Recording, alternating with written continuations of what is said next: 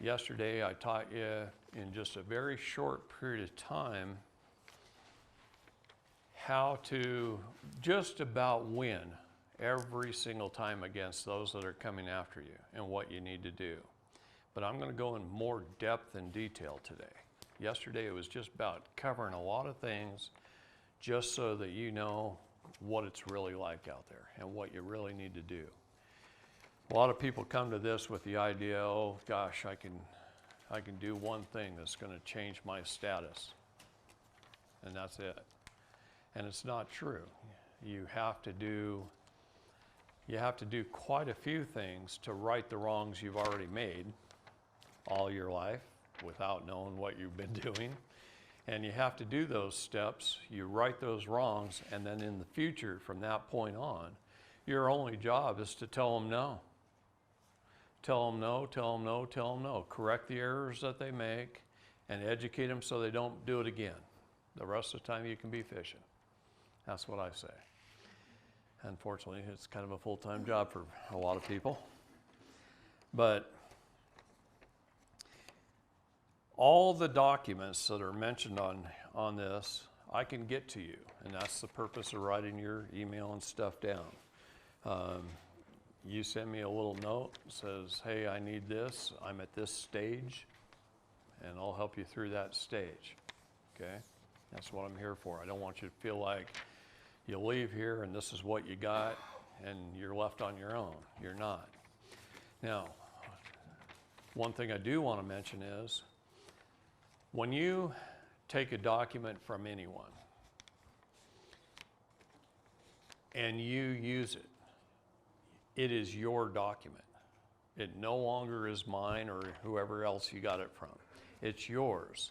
So you have to make it yours. You have to remove stuff out of there that doesn't apply and put in what applies to you.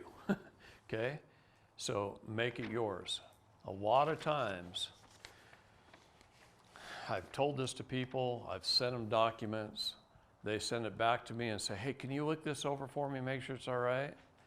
And I go, well, wait a minute, what about this and this and this? Did you read this document? Did you check it to make sure everything applies to you? Because I'll bet it doesn't, you know? And I go from there. So just know that up front. Any legal form, you have to make it yours. And again, I'm going to remind you, attorneys write forms. Everybody says, oh, do you have a template for that? Oh God, I hate that word, template. I hate it with a passion. And I get that 10 times a day. Do you have a template for that? Attorneys write forms to remove the liability from them and place it upon you. They're filled with lines and boxes and things that don't belong there. They're filled with language that removes their liability from them and places it upon you.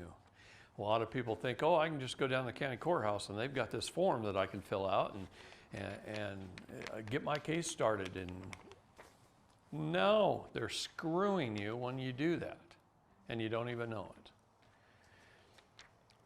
So be very careful with any form, any contract you sign. Attorneys run this world, and that's who we the people are at war with. And it's sad to say. So we are gonna talk about the 8 elements of a contract today.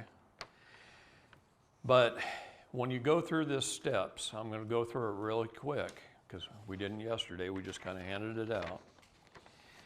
The number one most important thing is to change your status. Status, standing, and jurisdiction is everything in the law. I cannot say that enough.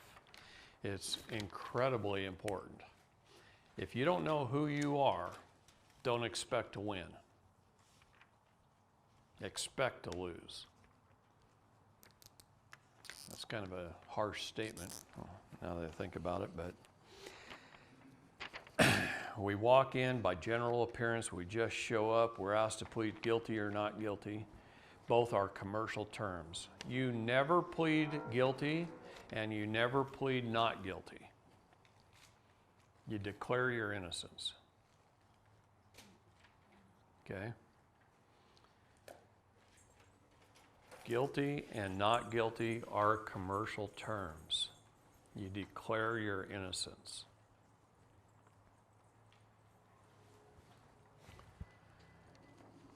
All right, so the very first thing, again, is the affidavit of repudiation. Most important thing you can do. Once you send that off, it is not finished and it is not complete. You must get the certified proof of service. I recommend you send it registered mail, not certified, registered, with return receipt requested. Get the return receipt. Do the sheet that's a certified proof of service sheet, which I can give you. Once you do that, from the date that they received it, you have to give them 21 days to respond. They never respond, but on the 22nd day, you do the certified judgment of unrebutted affidavit. It's a certified judgment of unrebutted affidavit. Because they did not respond, they acquiesced, and you're calling the judgment. You're judgmenting it. You put all three of those documents together, and then you go record them with the county. That's called publicly publishing them. So we publicly publish our documents. Your documents become a court of record when they're properly served, publicly published, and then filed. Okay? If you have no reason to file the document right away because you're not in trouble, you file it at home in your file cabinet and you wait. And you're going to use that document later, I'm sure. I'm positive. But at least it's on the public record. It's publicly published. Anyone can find it if they want to search. Okay? Then, if you're able, some people aren't because of child support and other aspects, but if you're able, you go get your passport. On this document, I tell you exactly how to do a passport. I mean, I spelled it out for you because a lot of people get it wrong. Post offices are transfer stations. They are not who issues your passport. All they do is collect the information and they send it to the passport agency. 99.997% of the time, they're doing it for U.S. citizens. That means they are doing it a certain way over and over and over and over again, the same way all the time. So if you're expecting to change your status to a state national, they don't know how to do that at the post office. Okay? And they can't communicate it to the guy that's issuing the passport. And because of that, a lot of state nationals do not get a state national passport when they go through the post office. And they've had to learn this the hard way. Okay? So you have to go to the passport agency that issues the passport, a State Department office. Unfortunately, living in Utah, your closest one is Denver. You could go to Seattle if you want to hit the coast, or you can go to San Francisco if you want to go see the freaks down there. Define state national, one who owes their allegiance to the state. In other words, that's what you were all born, by the way. You were born as Californians and Oregonians and Utahns and Wisconsinites and Floridians and Texans. That's a state national. Okay? Everyone was born that way. And then you grew up and you started checking boxes that you were a U.S. citizen and you volunteered to be a citizen, a person, and a resident. The definition of citizen for the city means municipal. Zen is servant. Municipal servant. Same thing as a public servant, an employee of government. That's exactly what it means. A person is a vessel or an entity, corporation, an office of It's defined as all those things. An office of. So you can think of it as you get a job on board a ship, you're an officer of that ship. You're also the signatory officer of that ship. So you sign the bills of lading, you pay the bills, you pay the port taxes. That's what you do as a person. A person is not a man. In fact, the Bible says, be the man and not the person. Don't put flattering titles of person upon the man, for if you do, it's a sin, and he will surely take you away. So he tells us not to be the person. In this day and age, there are times when you pretty much have to be. I'd like it if we didn't have to be, but sometimes we have to be right now just to defend ourselves and to hold our public servants accountable. That's the main time where we have to step into court. Pro se is when we're going after them. So we're going in representing our person when we're going after them. When we're defending ourselves, we're sui juris. We're of one's own rights. We're a man or a woman. Okay? All right. Number 3 is a deed of reconveyance. This reconveys your ownership of your all caps name, which is your vessel, to your Christian name. So in other words, it's tying the two together. It's taking ownership. The man or woman is taking ownership of the vessel. This must be recorded to make it a court of record. If it's not recorded, you haven't taken ownership. It's that simple. You got to record your title. Now, if possible, I am a firm believer in a patent of nativity. The reason being is a patent of nativity shows that you existed on this land before there even was a government. Not everybody can do that. For those that do genealogy, it's pretty easy. You know, if you can trace the history, and I could show you mine on my iPad, but mine has my family crest on it from Germany from the 14 or 1500s. And then it has my father's lineage and my mother's lineage. I only went back on that patent of nativity prior to 1776. That's as far back as I care if you go. But if you can trace your family on these shores back before 1776, then you're grandfathered.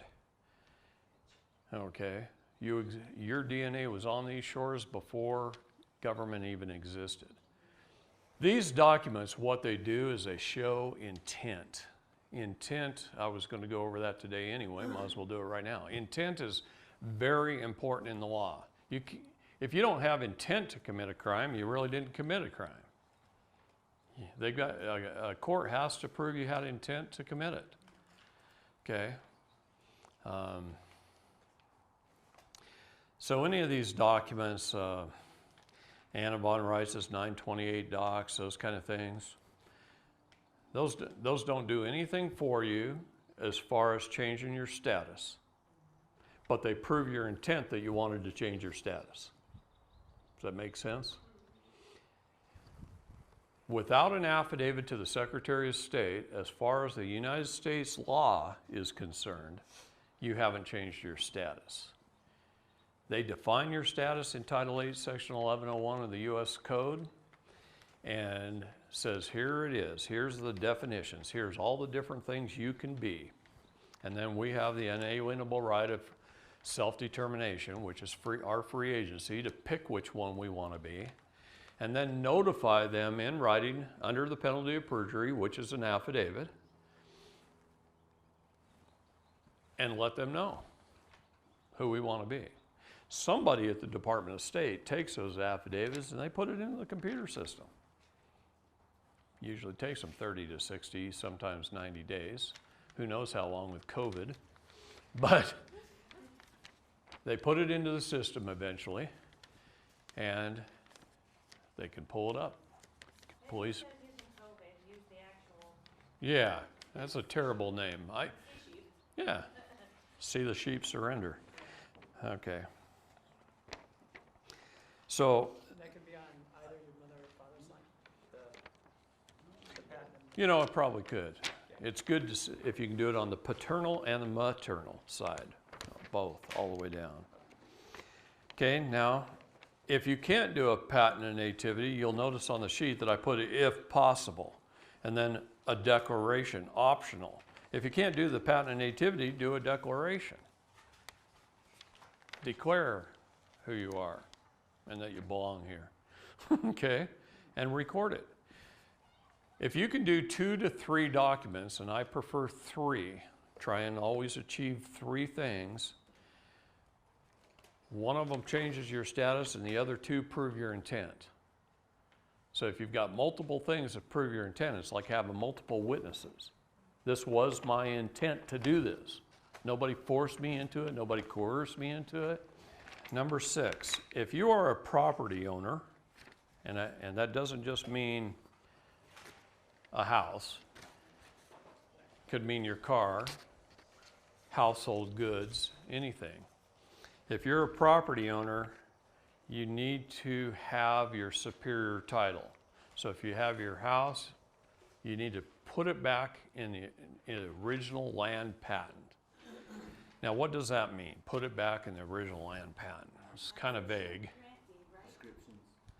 No, the land patent is underlying the land. Someone many years ago, usually in the 1800s, patented a piece of land. Maybe it was, 360 acres or 640 acres or 160 acres, right? That land was given to that person for labor that he put into it and a small fee that he had to pay. And usually that land patent was signed by a president of the United States. To that person's himself, his heirs, successors, and or assigns forever. So even the government can't take it back. Okay? Now, by posting the land patent number on your property, and remember, now you may just own that little lot on the corner, and it was 160 acres, right? So it's a part and parcel thereof, and the lot has a meets and bounds description. It says from this marker that might be way over there, it's so many feet to your property corner. And then it's so many feet from that property corner to that property corner, to that property corner, to that property corner, and back to that one. That's a meets and bounds description, okay? So you have to put it in meets and bounds. And like I read off on this tax statement yesterday, this man's property, he's got 3 lots, and it sits on 2 land patent numbers, 6743 and 6747. But what did they change his legal description to? Lot 76, a stable acres subdivision. Is that a meets and bounds? No, that's SMU. That's shit made up. Okay? This is what they go by. They create an invoice with a whole bunch of errors, and we write them a check and send it in. Pay our property taxes. Now we just acquiesce to all their errors. So they stole the property. The county steals the property on behalf of the state from you. You get a warranty deed, an abstract of title. What is an abstract? Fake. That's right. It's something that represents something. It's a fallacy. It's a color of law. Okay? So you get a warranty deed and you go, oh man, I own my first home. Great. And you don't even own it. The state can come in and take it away from you, foreclose on you, get you, if you don't pay a couple years back taxes. I don't know what these houses around here go for, but let's just say that's $300,000 for that corner house on that lot, on the park, right? I don't know what it's worth. I don't know property values around here. But let's just say it's worth $300,000.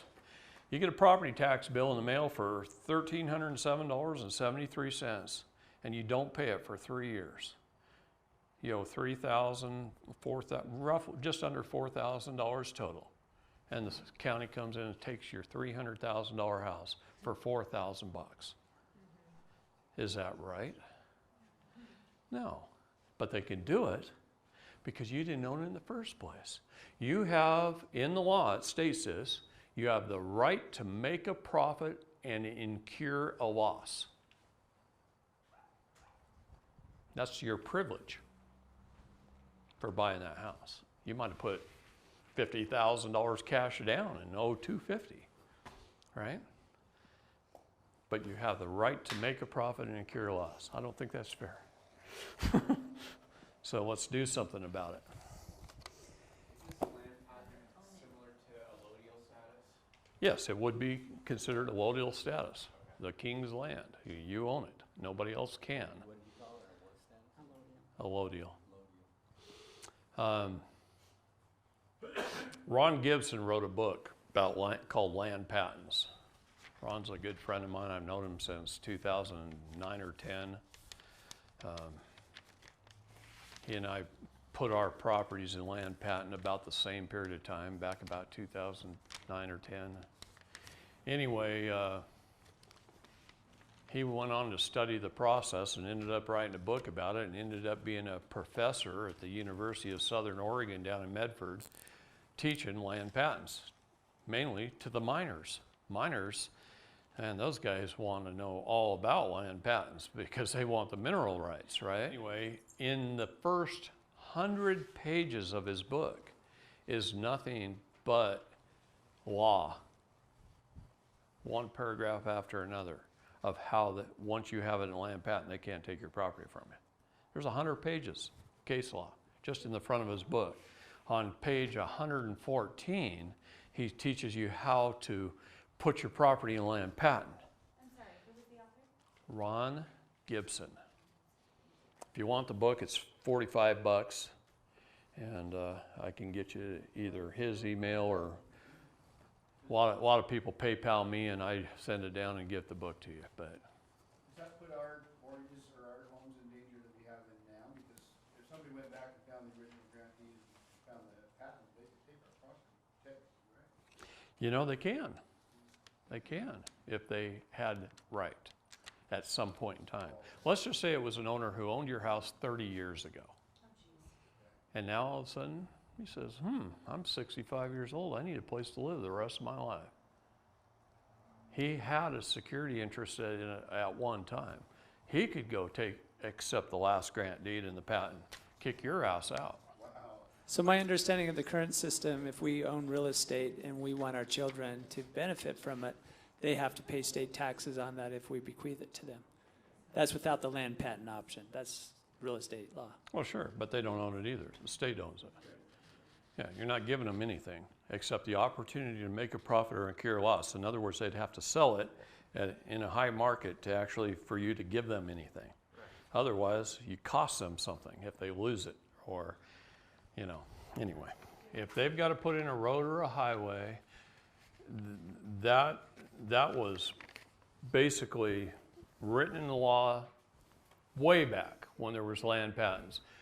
They wrote it in for railroad purposes, wagon roads, postal roads, all those reasons. And really, every road here is a postal road.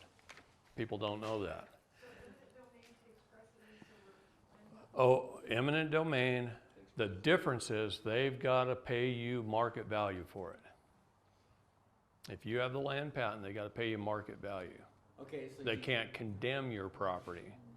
They've got to pay you market value, but you have to sell. If you fight them on selling, then they can condemn it. But if you don't declare war, you just say, all right, here's 2 appraisals. This is what it's worth. Give me the money. You can put in your road. There's not much you can do about that. But How about offering some muffins with poppy seeds so they taste dirty on the next? get them as high as you want. No, I just wondered because So- then out in California, there was a guy that had his house for 30 years and they wanted to put him in wouldn't give up his property, Well, but they won. the point is, the way our country was founded on Christian principles is that giving up the property is for the greater good of all. I know that's hard. That's harsh, actually, to me have to say that to you, but it is. And that's the way the original laws were written way back when, that you give it up for railroads, for postal roads, for things that are to the greater good of all of us, and you give it up. But if you've got a land patent, your status is right, you should get fair market value. They can't come in and offer you 50 grand for a $300,000 house just to put a road in. Who decides the value? Well, it has to be third-party, independent, market value people. So you got to get 2 or 3 values. On your car, or trailers, or whatever's licensed on the road, typically, you need to have your MCO or MSO, your manufacturer's statement of origin. In Europe, they call it the manufacturer's certificate of origin. So it depends on if it's a Volvo or if it's a Ford or a Chevy, right? But it's either an MSO or an MCO. Most of the time it's MSO. You said we can't get that unless it's brand new. Well, here's the issue. Once the state gets it, They're not giving it up. they don't tend to give it up. So how do you get around that? Salvage. Maritime salvage laws. Okay? How would you do that though? You get a mechanic to lie like hell and say it's totaled. So you see that Lexus right there? That sucker's totaled. Yeah, see? And that's what you have to do to get a salvage title. Once you get a salvage title in hand, don't register it. There are some people that are woke up that'll pay more for one with a salvage title than a good one, because they don't have to register it. You've already done their work for them. So all you got to do is find somebody that's awoke. If you don't, if you find somebody that wants to go register it, they're not going to pay as much, right? To take dominion over the air, you must have a trust. If you don't have an express, which is a written trust, then they will imply a trust. So since we're here, this is a good point to tell the story for those that weren't here, and I'll tell it fairly quickly, so pay attention. All right. April 22nd, I think it was, I taught just a one-day class at the Department of Justice. And after I was done, a little attorney came up to me and he said, "Can I tell you a story of what I learned from my father?" And his history was, his father was a judge and his grandfather was a judge. He came from a long line of judges, and he was a graduate of Georgetown Law, and he went to work for the Department of Justice. So that's his story. But he said when he was 16 years old, he got to sit in on one of his dad's classes, and his dad was teaching new judges, judges who've just been voted in or appointed or whatever. And his dad said that when a man walks into a courtroom, the very first thing he sees is a little plaque up on the judge's desk that says, "Your Honorable Bob Smith," or whatever his name is. The reason for that is honor is the first hat the judge has to put on. That's his first job title, Your Honor. You can't have trust without honor. You can't have honor without trust. So the 3 jurisdictions being land, air, and water. The land being common law, common to all mankind, is property, equity, and rights. The air being ecclesiastical or canon law, which is trust law, and the water being admiralty or commerce, which is contract law. Those are our 3 jurisdictions of law. He said, when a man walks into the courtroom, the Your Honor, playing the part of Your Honor, is looking for the man to have an express trust in hand. But if the man doesn't walk in with an express trust, which they seldom do, then the judge implies a trust, where the judge is the executor, the man's the trustee who somehow mismanaged the trust on behalf of the beneficiary, who's the prosecution. So therefore, because of his mismanagement, he owes the prosecution something, the beneficiary something. But if the man walks in with an express trust in hand that clearly states who the executor is, and it's not the judge, and it clearly states who the trustee is and has an acceptance of the trustee to be the trustee, so it can't break the veil of the trust, tells exactly who the beneficiary is, and it's not the prosecution, and it describes the property to be managed and how it's supposed to be managed, then there's nothing left for the judge to adjudicate in that jurisdiction of the heir, because he's got his express trust in hand. So the judge swaps hats and he goes to a judge hat.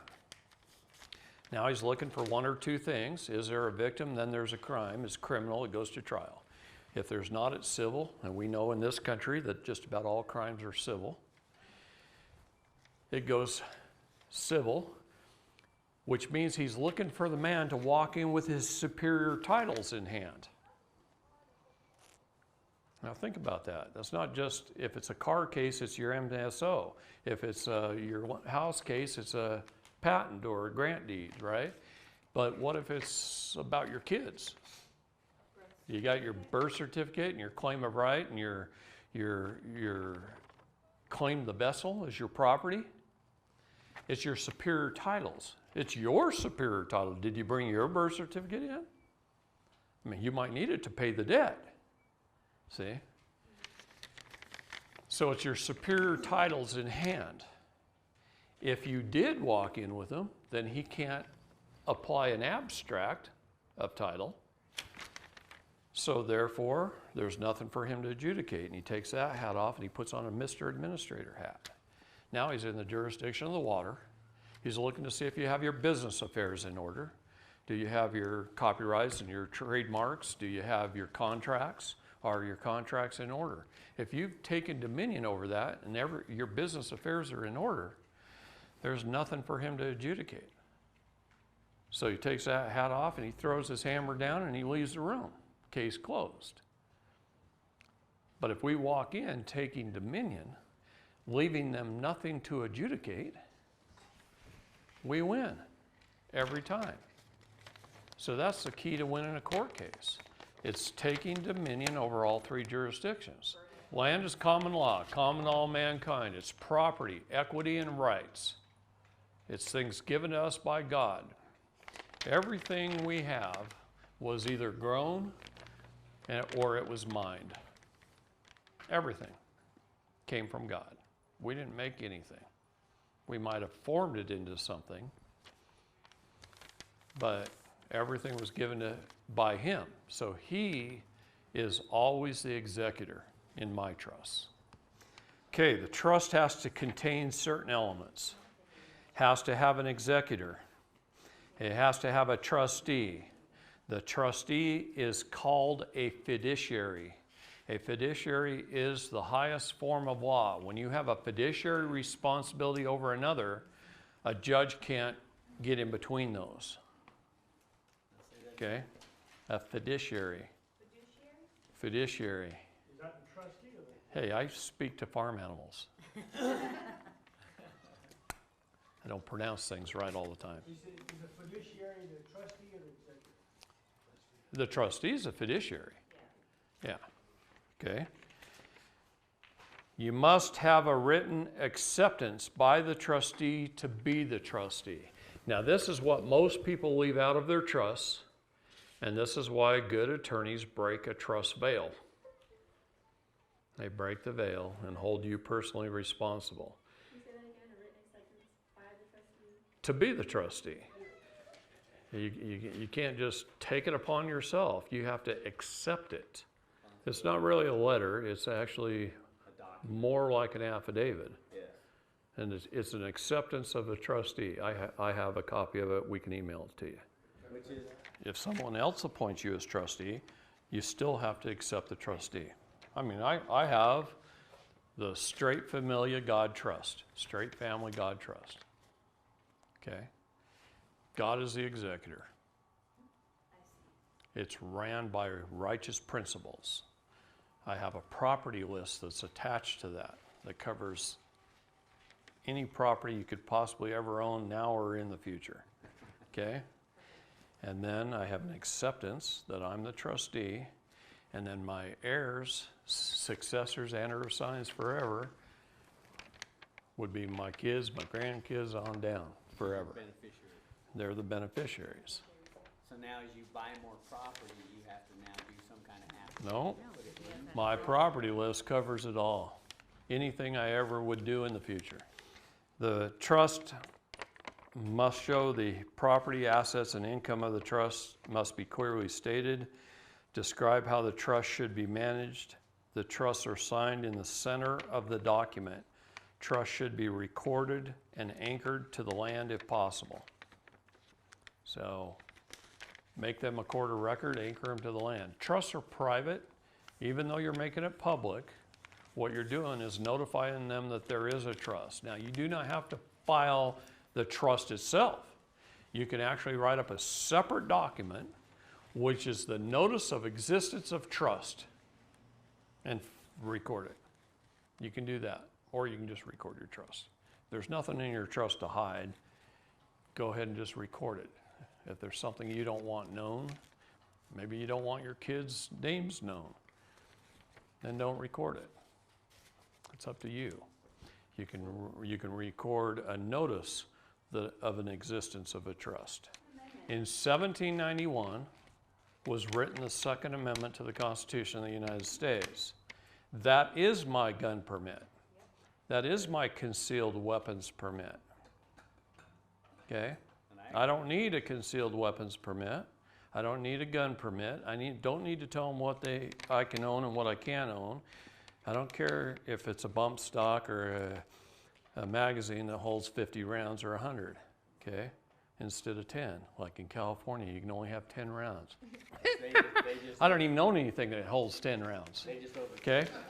If the military can have it, I can have it. If it's an M1 tank or an A-10, I'll take it, okay? That's true. And they can't tell me any different because I can have anything as a militia that our military can have. But you have to be a militia. We all are militia, Yeah, I know that. like it or not. Every man You of don't have to able-bodied be- age. You don't have to be declared militia. You were declared a militia in the Constitution. So the minute you're a state citizen, state national, or a U.S. citizen, you're part of the militia. So, Does the government look at it like that? Do they regard yes, they do. The FBI doesn't, but they're not government. The FBI is a private for-profit corporation without a corporate charter. Do you know they have no authority to even exist? I have a letter from the Library of Congress that said the FBI was created by a secretary at the Department of Justice, a secretary that was not appointed by the president, nor appointed by the head of the Department of Justice, nor by Congress. Therefore, they have no authority to make law. And a secretary created the FBI in 1908 to protect the deep state. They follow up on 6 basic crimes that the deep state commits to cover up crimes for the deep state. And I don't care if this is on video to the whole freaking world, all right? They have no corporate charter to even exist, and when they asked Congress for one, they were denied. See, you know what gives the FBI authority? They walk in with their suit and tie and the best forensics in the whole world, and they walk up to the sheriff and they intimidate the shit out of him. And they say, we're taking over the case. And they do it with authority. And the sheriff goes, okay, it's yours. The sheriff could deny them though, too. Yes, he could. He's the He could tell him to get the hell out of his county. Yeah. But he doesn't, because he's weak, because he didn't have any law classes, kindergarten through 12th grade either. It's serious. They don't know their job. You know who comes in the sheriff's departments and trains the sheriffs and their deputies? The county attorney. The county attorney trains them. I'm telling you, attorneys run everything in this country. They run all the police departments. That's why it says police on the side of their car. It's policy, revenue, enforcement, collection agent. That's all they are. They have no de jure authority at all. They're de facto. None. Government operates through the consent of the government. Since governments have chosen to incorporate themselves, they must follow the same rules as any other corporation. That rules, codes, statutes, and ordinances are not law, they're corporate bylaws. They're for employees of the corporation to follow. So they make you a citizen, or by your own consent and agreement, and therefore you're an employee of government, so you got to follow the same rule they do. You got to follow all the statutes and all the rules and all the policies and all the codes and everything else because you're an employee. You're no different than them. Yet the United States Code was written and passed by we the people through our legislator to hold our public servants accountable. And they, at the Department of Justice, come after you and they write a whole bunch of United States Code in there that they're holding you accountable for this code and this code and this code. And you, oh shoot, I'm in trouble. Call a lawyer. And then you go to jail and they put you in jail because of these codes. These codes don't even apply to a man or a woman. They don't apply to a free man. They don't apply to a state national at all. As a state national, you have limited diplomatic immunity as long as you don't kill somebody, rape, beat them over the head with something. Okay? Unless you injure another party, there's no crime. Okay? This is where we got to wake up. Whew, I get a little revved up, don't I? What is this? What I'm looking for is it's de jure. It's de jure. What is United States? Yes, it is de facto. De facto is without fact. Juris is right law. De jure is right. So the one are rights. Okay? Now, this is a corporation. It is a subsidiary corporation of the District of Columbia.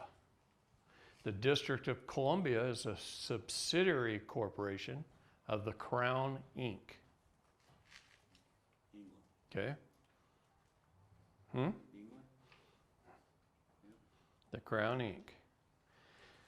It is, DC is its own city, nation, state.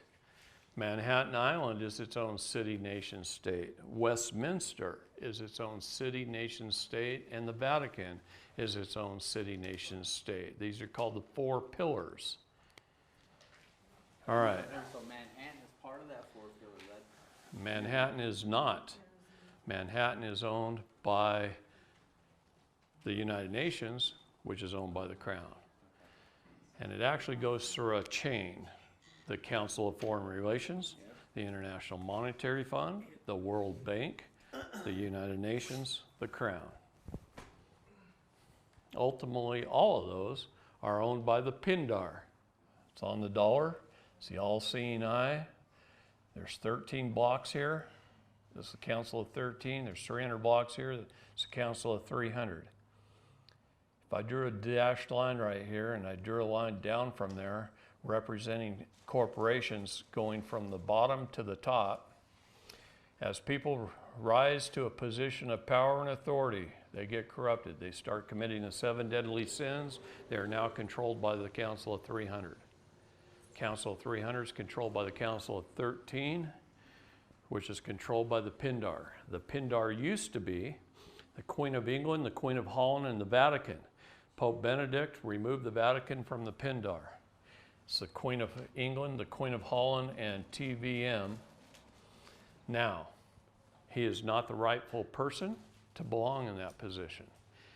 He will be removed, and I believe he has been removed, but I don't have confirmation on it yet. Benedict did a lot of great things for the world right in his last few days. Okay? Was that done through a papal bull? Yes. Absolutely.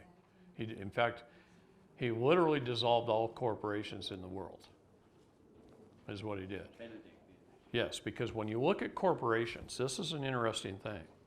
You go start a corporation, right? ABC company, I don't care what it is. You register it with the state. It's now under the state's corporation. It's a subsidiary corporation. The state's under the United States Corporation, which is under DC's, which is under the Crown. Your corporation's under the Crown. Every corporation in the world is tied together as one. This is why when people kind of mistakenly say a person is an entity or a corporation is not. A person is a vessel. The vessel, and the vessel is registered with the state. Okay? But we're really a ship. Let me clarify that for just a second. International waters are what? Shipping, right? Yeah. Maritime. Open to inland piracy. Okay? When you're a vessel, you're in international waters. That's why the high water mark's at the top of the mountain in Colorado. We're all underwater. Okay? Christ says, walk upon the water, follow me, have faith, and I'll teach you to be the fishers of men and be able to feed the whole village.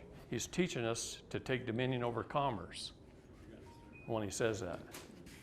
When he taught Moses to part the waters and walk upon the land, he was teaching him to take dominion over the land.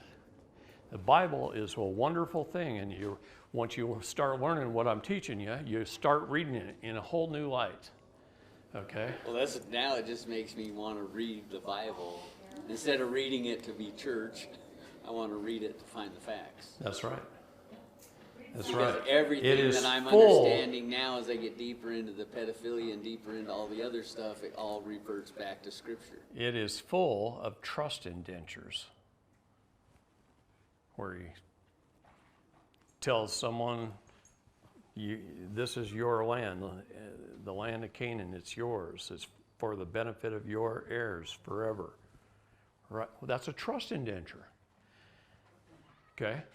All through the Bible are written trust indentures. The very first one is Genesis 1:26 through 2:25 is a trust indenture. It has all elements of a trust in that first and second book of the Bible. And it's God, as the executor, giving me, man, dominion over the land, the air, and the water, and everything therein, and telling me to manage it for the benefit of humanity, of our heirs, for the future forever. What is the legal definition of the word forever? It's until the end of the earth. Forever is until the end of the earth. Then it becomes eternity. Right, it's in perpetuity forever. No one can take that dominion away from me. So once I establish dominion, guess what? No one can take that dominion away from me. No judge can take it. Nobody. I could just kick his ass. If I wanted to create a business that makes money, I would create a business that's a PMA. Why? Because I have more control over it and less regulation over it. Okay? Makes sense. That's why I would do it. I would create a private membership association. Everybody that walks through the door becomes a member. Okay? When you have a private membership association, you don't have to register it with the state. You're never under the jurisdiction of the state. You're under the jurisdiction of all members. So Gina's Gymnasium up here, it's a child's gymnasium in Logan. Every child that pays $29.95 a month, $1 a month goes towards their membership fee. They're members. Little sign on the front door, not open to the public, open to all members. They walk in, they pay them every month's dues. It includes a $1 membership fee. All their employees are member owners of the business.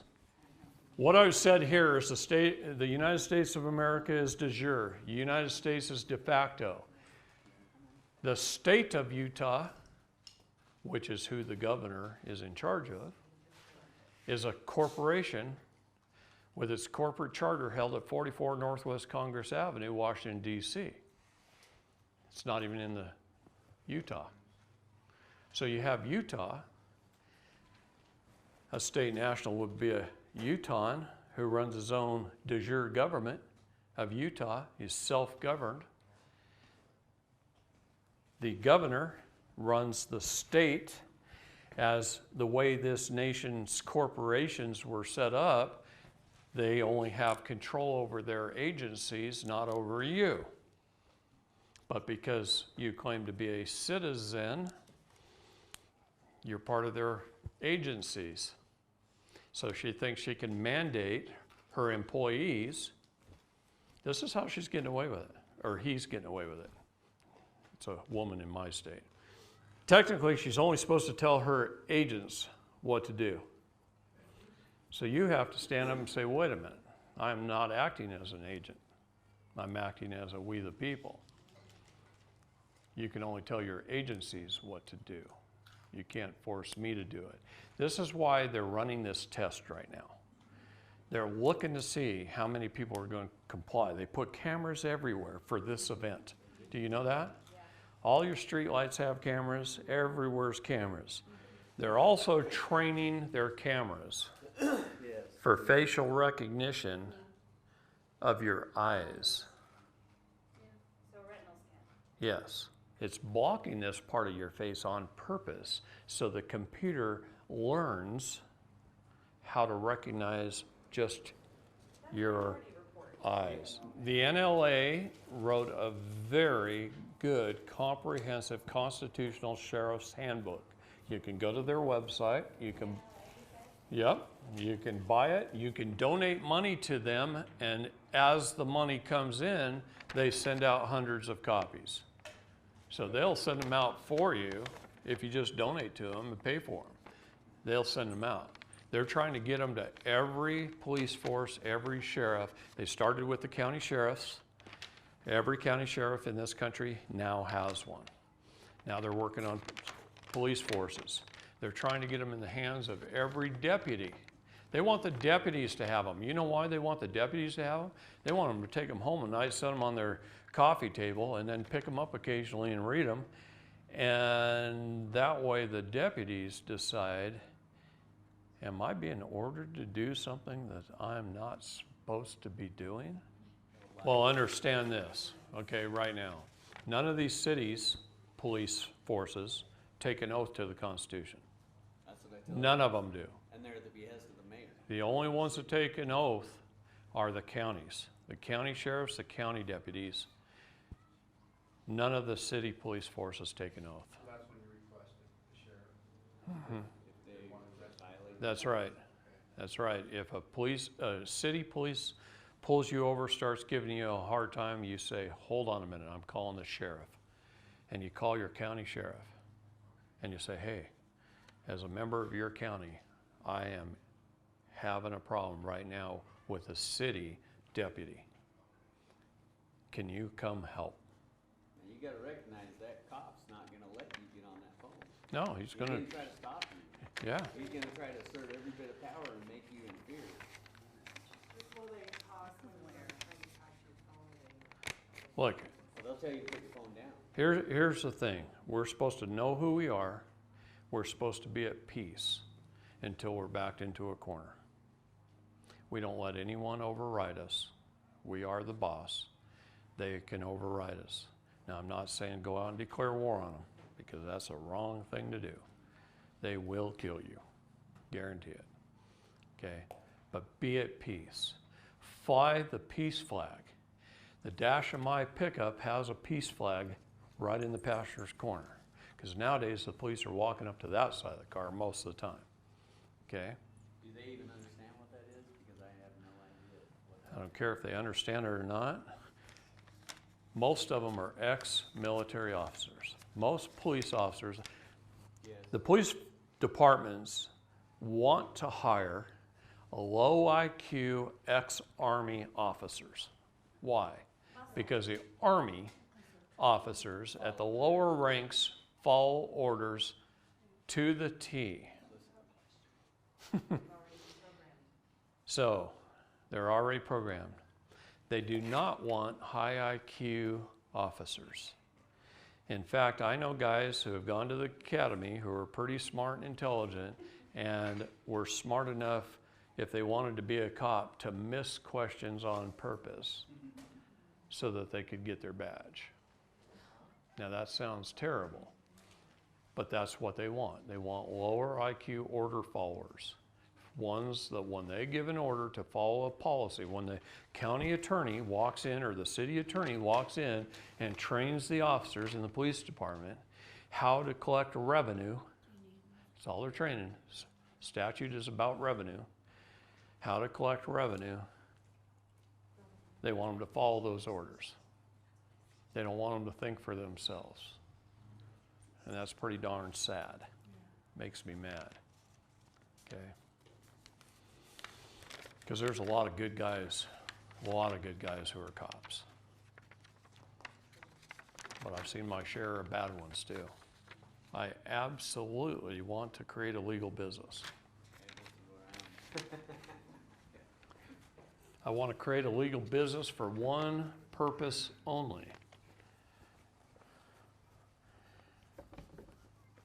Because they try to force you to pick a corporation. No, it's because we have to take dominion over all three jurisdictions. So if I start a business, ABC Inc., I don't care what it's called. I've had one since 1982 called Straight Enterprises, but that tells you how old I am. All right, ABC Inc. It has to have the intent to make a profit.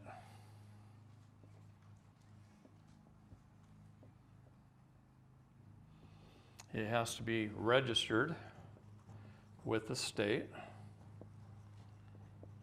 Now, when I register it with the state, I want it to clearly state that it has the intent to make a profit and that it's going to have products offered for sale in international commerce.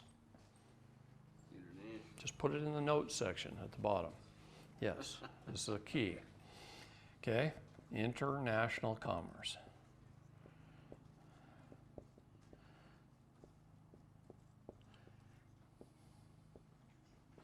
Now, that usually requires a website or some way to get your product out there. It has to have an offering.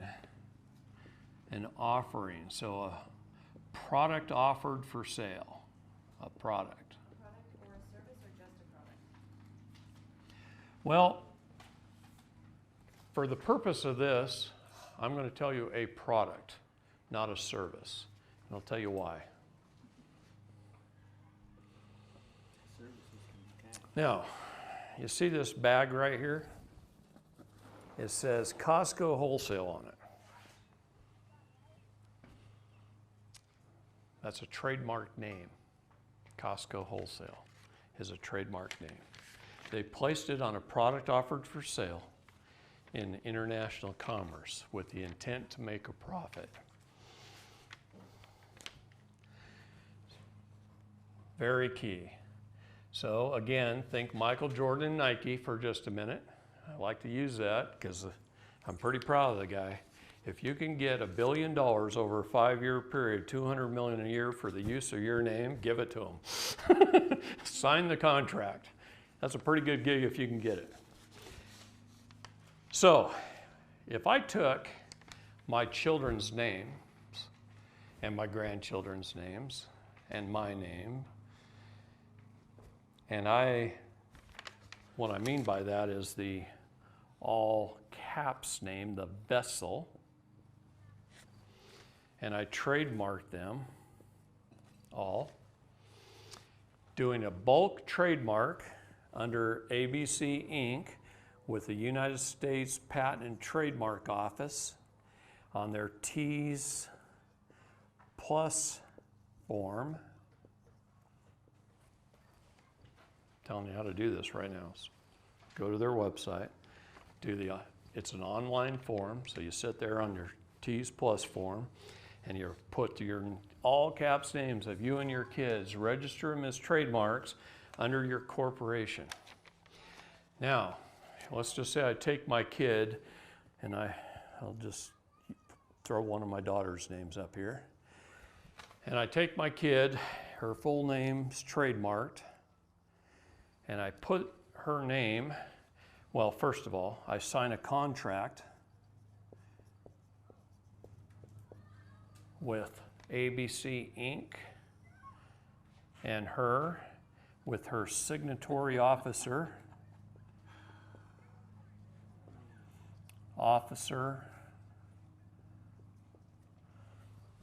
and I sign a contract offering her 20% of the profits.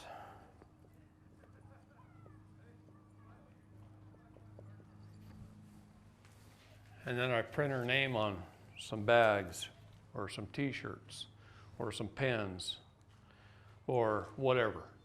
I don't care. Make magnetic signs, stick them on the side of your car. I don't care what you do. But then I take, let's say I go buy a half a dozen different colored t-shirts. There's a reason I'm telling you t-shirts. And I lay them out on a white sheet at home on the bed, and I take a picture of them, and I put them on the website, and I offer them for sale for $20 plus. Yes, there's a reason for the $20. So I offer these t-shirts for sale for $20.05. I don't care. All right. I've got a contract with the business. Got her trademark names on t-shirts. Something happens and my grandkids' names, and she has 5 kids now, by the way. I tell her I'm way too young to be a grandfather with 5 kids from one of my youngest daughters. Okay? And she lives in Utah. All right. So I put their names on this t-shirt, right? Now we got a problem at the court, or they want to steal her kids. I throw that t-shirt on, I walk into court with their trademark names, and I don't talk about the facts of the case or anything. I talk about her status, her standing, her jurisdiction, how she's taken dominion over all 3 jurisdictions, the land, the air, and the water. And I say, Judge, do you really think you should be interfering in commerce? Do you really think you should be infringing upon a trademark? How about right now we just demand the return of our property, and any document that you place that name upon without our prior written express permission be destroyed? See, he's really worried right now because he opened himself up to a great deal of liability. Once we've explained and notified him with a proper notice called a notice of appearance of how we were going to appear by special appearance, under what status, having taken dominion of our 3 jurisdictions, he's already been notified in law, which we've already recorded it with the county, made that document a court of record, and we filed it upon the court case, and then we walk into a hearing because Lady Justice has 2 ears and must hear, and now we just ask for summary judgment. We demand the return of our property. We have all documents destroyed and the case dismissed. And we all go home happy, and it takes me 15 minutes or so. Okay? This is. You're talking above a level. He understands what you're saying, but he's like, holy smoke. Oh, he's scared in his I just boots. give myself in? See, the difference is most people walk into a courtroom and they're shaken, they're scared, and they're afraid, and they're timid. I walk in smiling, skipping. How you doing? I want the prosecutor and I want the judge shaking. I want them shaking in their boots, wondering what the hell I know and what I'm up to. So I walk in there with a whole different attitude. I own the place the minute I walk in. No misdemeanor there. Okay? I'm at peace, but I'm prepared to out-debate them. And that's all it is. Is knowledge eliminates your fear. The only fear is from lack of knowledge. If you're scared of mountain climbing or rock climbing or hang gliding, it's because you don't know all the aspects of it. You haven't taken all the safety precautions. I've strapped a parachute off and ran off the side of the Grand Canyon, landed at the ranch below, and rode the donkeys up. It's called base jumping. It's a blast. Okay? So when you planned it out, you're not afraid. In the courts, you shouldn't be afraid in a courtroom. It's just having a little bit of knowledge. What you've learned and are going to learn this weekend, if you prepare yourself with the proper documents ahead of time, you shouldn't be as scared of going to court ever again in your life. Now, they're going to try things. They're going to try and throw out constitutional bear traps for you to step in and get them wrapped around your ankles. And they're going to try and get you to say more than is necessary. See, you got to learn what to say and then learn how to shut up. Anything you say can and will be used against you. So when a lot of people are, man, they just rattle off and hang themselves. The key is, and we're going to talk about dynamic negotiation. We're going to talk about what that means, okay? But the key is to throw something out there. Ask them a question. In the form of a question is always better. Don't try not to make statements. Throw it out there in the form of a question. Now, when you're taking authority, you make statements. When you're getting that, placing the burden of proof upon them, you're asking questions. And the burden of proof is always on them. Okay? So you shut up. I know a guy that was just walking down the street, not minding his own business, not doing nothing. This cop car pulls up and is like pacing him as he's walking down the sidewalk. The cop finally rolled his window down, asked him to stop. And the guy's looking at him like, what did I do, right? And the cop asked him to sit on the ground. It's ridiculous. Okay? No, you don't. Gosh, I'd be happy to show up and bail you out again. Don't do dumb things, all right? These guys are just people. Don't have any fear. Just don't say anything that's necessary. So anyway, this cop started asking him all these questions. I don't answer questions. On the advice of counsel, I don't answer questions. Cop says, what is your name? And at that point, after saying I don't answer questions, and on the advice of counsel, I don't answer questions, that's notice number one. Notice number two, cop says, what is your name? He zipped his lip. Well, this young, aggravated cop who was looking for somebody that might meet that description, who might have robbed a Circle K down the street, puts him in his cop car and puts handcuffs on him. And all the way to the station, the cop was trying to get him to answer questions. And he just smiled and shut up, didn't say a word. They take him to the police station. They put him in a little room. They come in, they start asking him questions. He just shuts up, doesn't say a word, doesn't give him his name, doesn't give him his address, doesn't give him anything. After about an hour and a half, the police got pretty darn fed up and tired, and they let him out the door, and he went home. That's a good scenario. Did he sue him later? Nah, he didn't. It's not worth it. Sometimes you got to judge whether it's worth an effort, right? But the fact is, they could have done a lot more. He could have told him his name, told him his address. People just say things that they don't even think incriminates them, and it does. There's some good videos on YouTube you probably ought to watch. The Pot Brothers do a really good job. Look up the Pot Brothers. Yeah, POT. There are a couple of attorneys in Denver, Colorado. When they legalized pot in Colorado, They help people get out of trouble. But they do it for a number of different reasons, just not pot. I mean, traffic stops, all kinds of things. And they tell you to shut the fuck up, basically. Okay? That's exactly how they say it.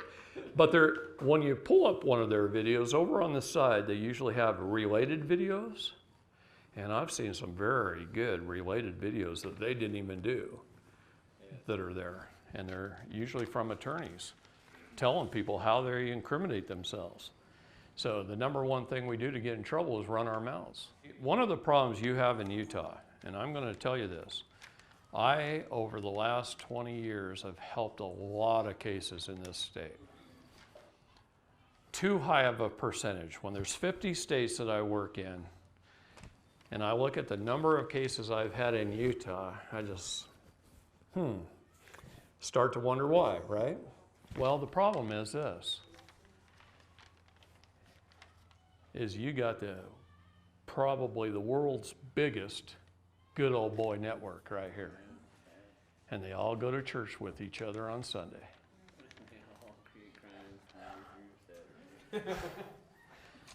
And that's what I'm saying about this. You want to take dominion over the water? Just make up some t-shirts, offer them for sale on the internet. Write your contracts. Michael Jordan wrote a contract with Nike for 5 years, $1 billion, $200 million a year. And a police officer couldn't even write Michael Jordan's name on a ticket without the prior express written permission of Nike. So if they can't get ABC Inc.'s permission ahead of time to write Krish's name or one of her kids on their documents, that document must be destroyed. Title 15 of the United States Code becomes your savior at that point. Title 15 regulates commerce. And it says they can regulate commerce, but they can't interfere in it. Remember yesterday, I sat here for a second. We were talking about court, and I said the minute they call my name and I stand up and I take my first step, I'm already talking. I'm here by special appearance, calling for a constitutional court of record to ask for a summary judgment of the truth and the facts placed upon the record by my documents. And then I shut up. I've already told them in my documents how I'm going to appear, what my status is, everything. Now I just told them I'm by special appearance so that I don't turn over jurisdiction. There's only two ways to appear in court for those who weren't here yesterday. By general appearance or by special appearance. By general appearance, you're turning over jurisdiction to them. You're already consenting right off the bat. By special appearance, you're not. Okay, that's it. So, once you do that, you really shouldn't have to say anything more. Now, you're probably going to. They're probably going to ask some questions, trying to throw out some constitutional bear traps to get you to step in and things like that to prevail. So you got to be careful and listen to every little word they say, because they got trickery down to a mastery. Okay? They really do. But the main thing is we run our mouth and then we get in trouble. But once you do that, if you've already put your documents in and they're a court of record, see, if they're not made a court of record, they can throw your documents out, they can ignore them, they can say they're frivolous, they can do whatever the hell they want to. They're administrating them because they're nothing more than a letter. But once they're a court of record, they're already a settled matter. See? Notarized and recorded with the court. With the county. County report. Publicly published. See, that's the thing about publicly publishing something. Once it's publicly published, there's no way to pull it back.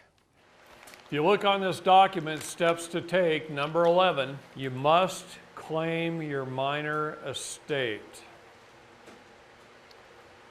This is going to take some time for me to explain. So what does it mean to claim your minor estate? Yesterday, and for those that weren't here, I'm just going to draw it a little bit on the board. In 1882, Congress set up the Public Charitable Trust. That was an umbrella trust. That's all it is, an umbrella trust. Underneath the public charitable trust is everybody's Cesta QV trust. That's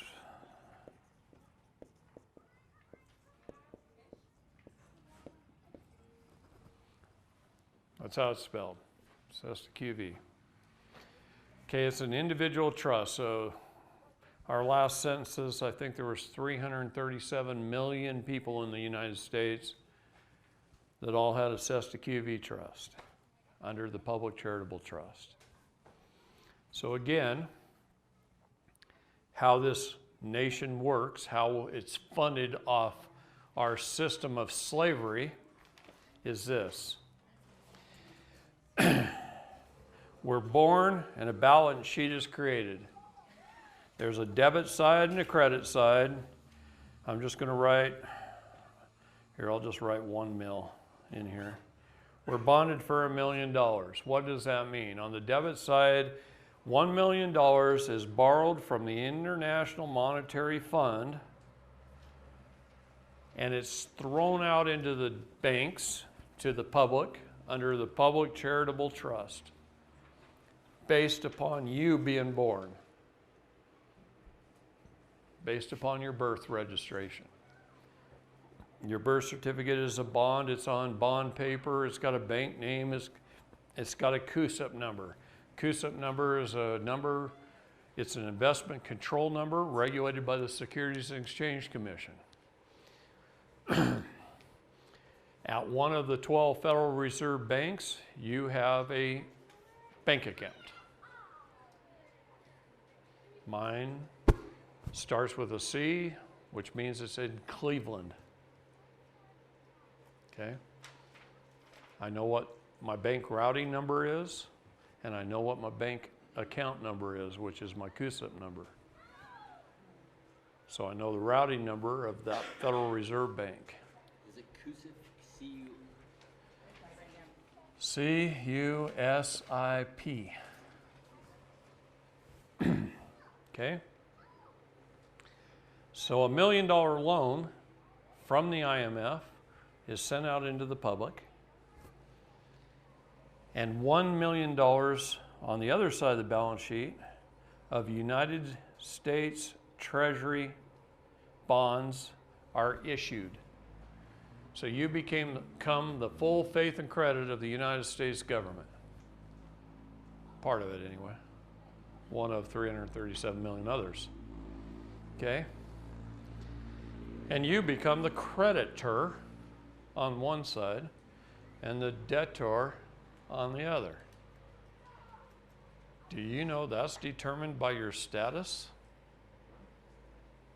If you claim the status of we the people, a state national, you're a creditor. If you're a U.S. citizen, you are a debtor. That and which one creates, one controls. We the people created the U.S. government. U.S. government created the U.S. citizen. Okay? So our job in life, once we turn 18, is to go out there and earn some money and spend it.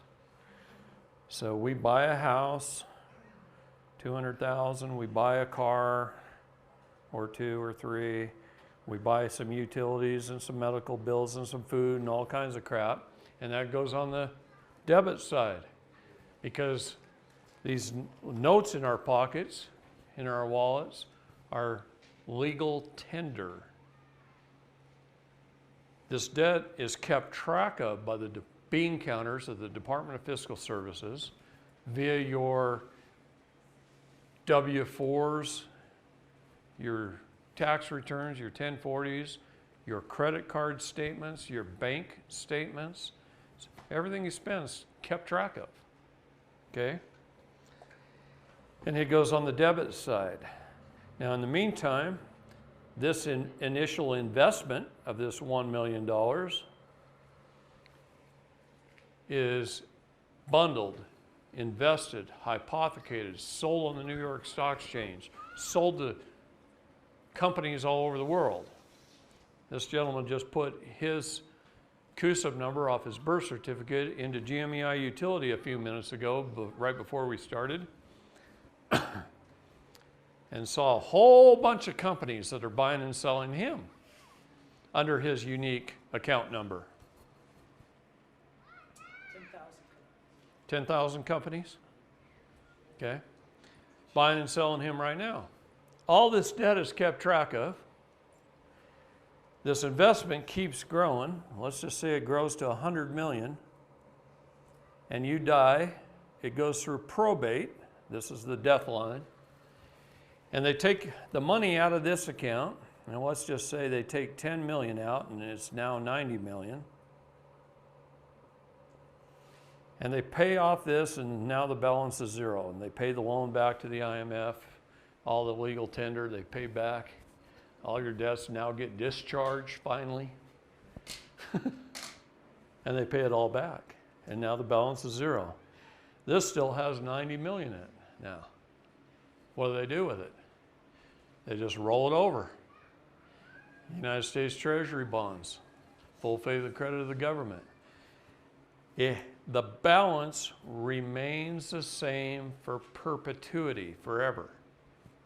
So my dad, who died in 1989, I can punch into his CUSIP numbers. Companies are still buying and selling him. He's already gone through probate. All this side's a zero balance for him. But all the money that's in there stays the same forever. But it continues to grow, right? Do you know what a sweep account is? Okay, if you go into your bank, I don't care, Wells Fargo down the street, and you open a checking account and a savings account at the same time, and you say, I want to designate my account, my checking account, as a sweep account. A sweep account. Now, you go write a check out of your checking account to your utility company for $97 for your monthly utility. The bank takes $100 out of your checking account and throws $3 into your savings account. People look at it like a forced savings plan. They just round it up, take it out. It's kind of what happens here. This stays the same forever. Let's say this year it makes another 10 million. The government sweeps that off and it funds government. It's an off-book fund. So if you look at the government's budget,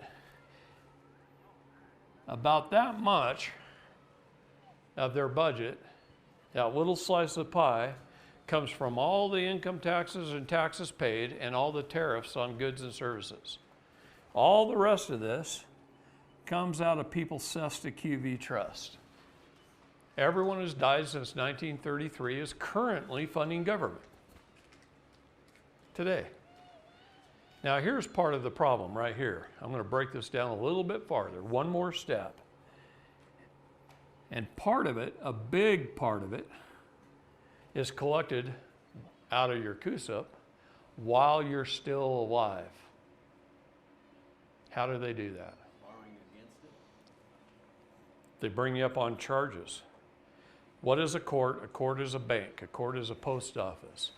If you get indictment, at the bottom of the indictment it says a true bill. If you don't pay the bill, you're brought up on charges. You don't pay the charges, you're asked to bond. If you don't pay the bond, your body is held as surety while they steal from your trust.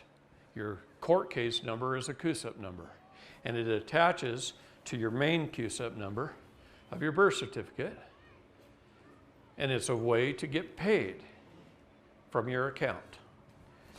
And so it's based upon the penal sum and the net retentions. So if the penal sum, like you get a felony count of fraud, its penal sum is $2 million. The judge gets $95,000 in net retention or commission. The prosecutor gets $50,000 commission. They share some of that with the defense attorney, and it's a three-way conspiracy to conspire to arrest you so they can get paid off a penal sum. And they take $2 million, 95 and 50 out of your account. Okay?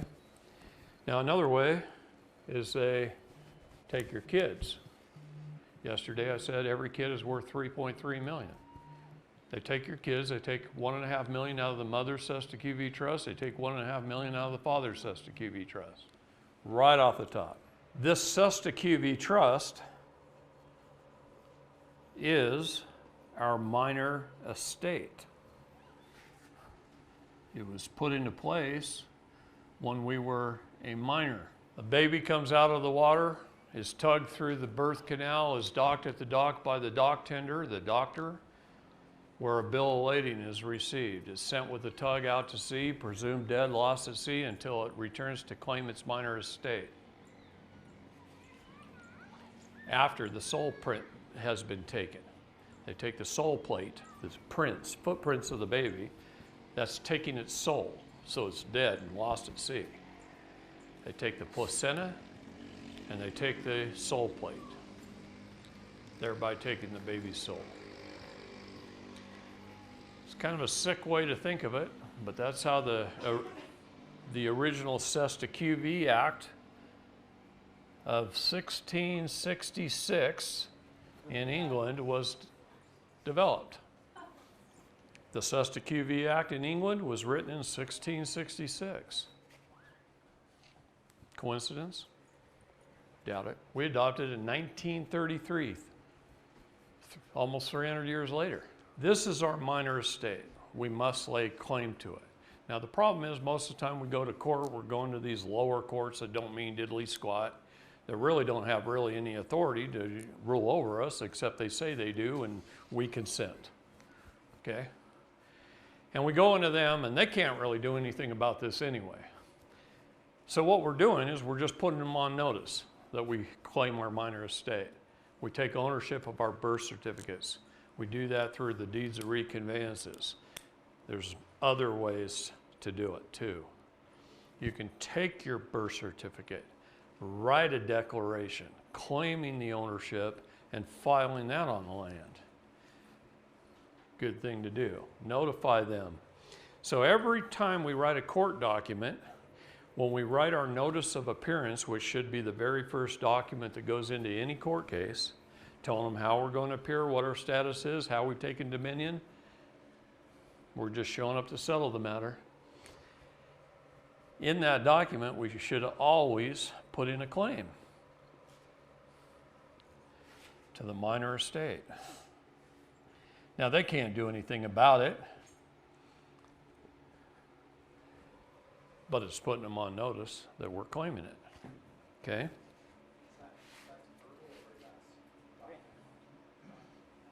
Your documents become a court of record when they're properly served, publicly published, and filed.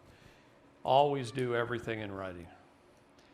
Back it up with your words. See, the only thing you should have to say out of your mouth is, I'm here by special appearance, calling for a constitutional court of record, asking for a summary judgment of the truth and fact placed upon the record by my court of record, my documents. And then you should shut up. Yeah. See, here's one of the problems. Almost always in the story of a mother, which you guys missed yesterday too, the story of the mother, I'm going to hit it really fast. A mother, 9 months pregnant, walks into a foundling hospital. The legal definition of the word foundling is a safe place to abandon a child. All hospitals, police stations, fire stations, and churches in the United States were designated as foundling. So you can walk in with a baby, set it down on the floor, smile, walk out with no consequences. None. All hospitals were designated that. So you go into the birthing ward, become a ward of the state. That's what you do. You walk into the birthing ward, you deliver the baby out of the water, becomes a vessel. It gets registered. You're handed a stack of paperwork to fill out, and in the nurse's manual it says, this is just to register your baby with the state and give it a name. That's a quote right out of the nurse's manuals. Nobody's securities license, nobody's insurance license, nobody's given you a prospectus, nobody's told you the terms and conditions of the contract. The mother's under duress, she's under the influence of painkillers, she's not legally able to even sign a contract, and she signs that, fills that paperwork out and signs as an informant. The legal definition of the word informant is someone who gives someone else up to another, thereby giving title and equity of the child to the state. It forms the doctrine of parens patriae, where the state is the parent. You see how sick and wrong this really is? Then CPS can kick down your door with a police officer, take your kid, run you through a bunch of hoops, terminate your parental rights, do whatever the state wants them to do, and then sell your child. And they do it all the time. See, under the Public Charitable Trust Act, you are the co-trustee, co-beneficiary, and the only signatory officer. This is why it takes 3 signatures to put a person in jail. That's why I explained this yesterday. It takes the judges, it takes the prosecutors, and it takes either yours or your attorneys. That's why you don't give power of attorney to an attorney, because he'll sign you away. He'll sign you in jail as surety for the bond. Almost every single time. Man, the attorneys- bang head here. Seriously. That's what we're taught to do. That's what they told me. Get an attorney. Well, of course. But what is the definition of an attorney? An actor to a turn. An actor gets up on stage and lies convincingly enough to make you believe in the character and the plot, and to a turn is to steal from one and turn over to another. Therefore, a thief. So they're a liar and a thief. That's why God warned us in the Bible. So what is the legal definition of the word legal? The undoing of God's laws. What is legal is not lawful. That's why I read Doctrine and Covenants 98 yesterday. I went right through it. It clearly states, follow the laws of the land which are constitutional. Anything more or less of this cometh of evil. The laws of man. And it's clear, crystal clear in there. So you claim your minor estate. Now, that's in 99% of your court cases that you're dealing with right here in the state. But what happens if you're dealing in a federal case? Guess who has the authority to deal with the Department of Fiscal Services, which are the accountants for the United States Treasury, which is the holding account of the Sesta QV Trust for the International Monetary Fund and the Federal Reserve? Guess who has that authority? Mary, the head clerk in that district. Mary has the authority. She can fill out the online forms with the Department of Fiscal Services. Now she needs a judge and a prosecutor and your signature or your attorneys to sign off on it. Now guess what? If I walk in and I make a claim to my minor estate to a federal probate judge,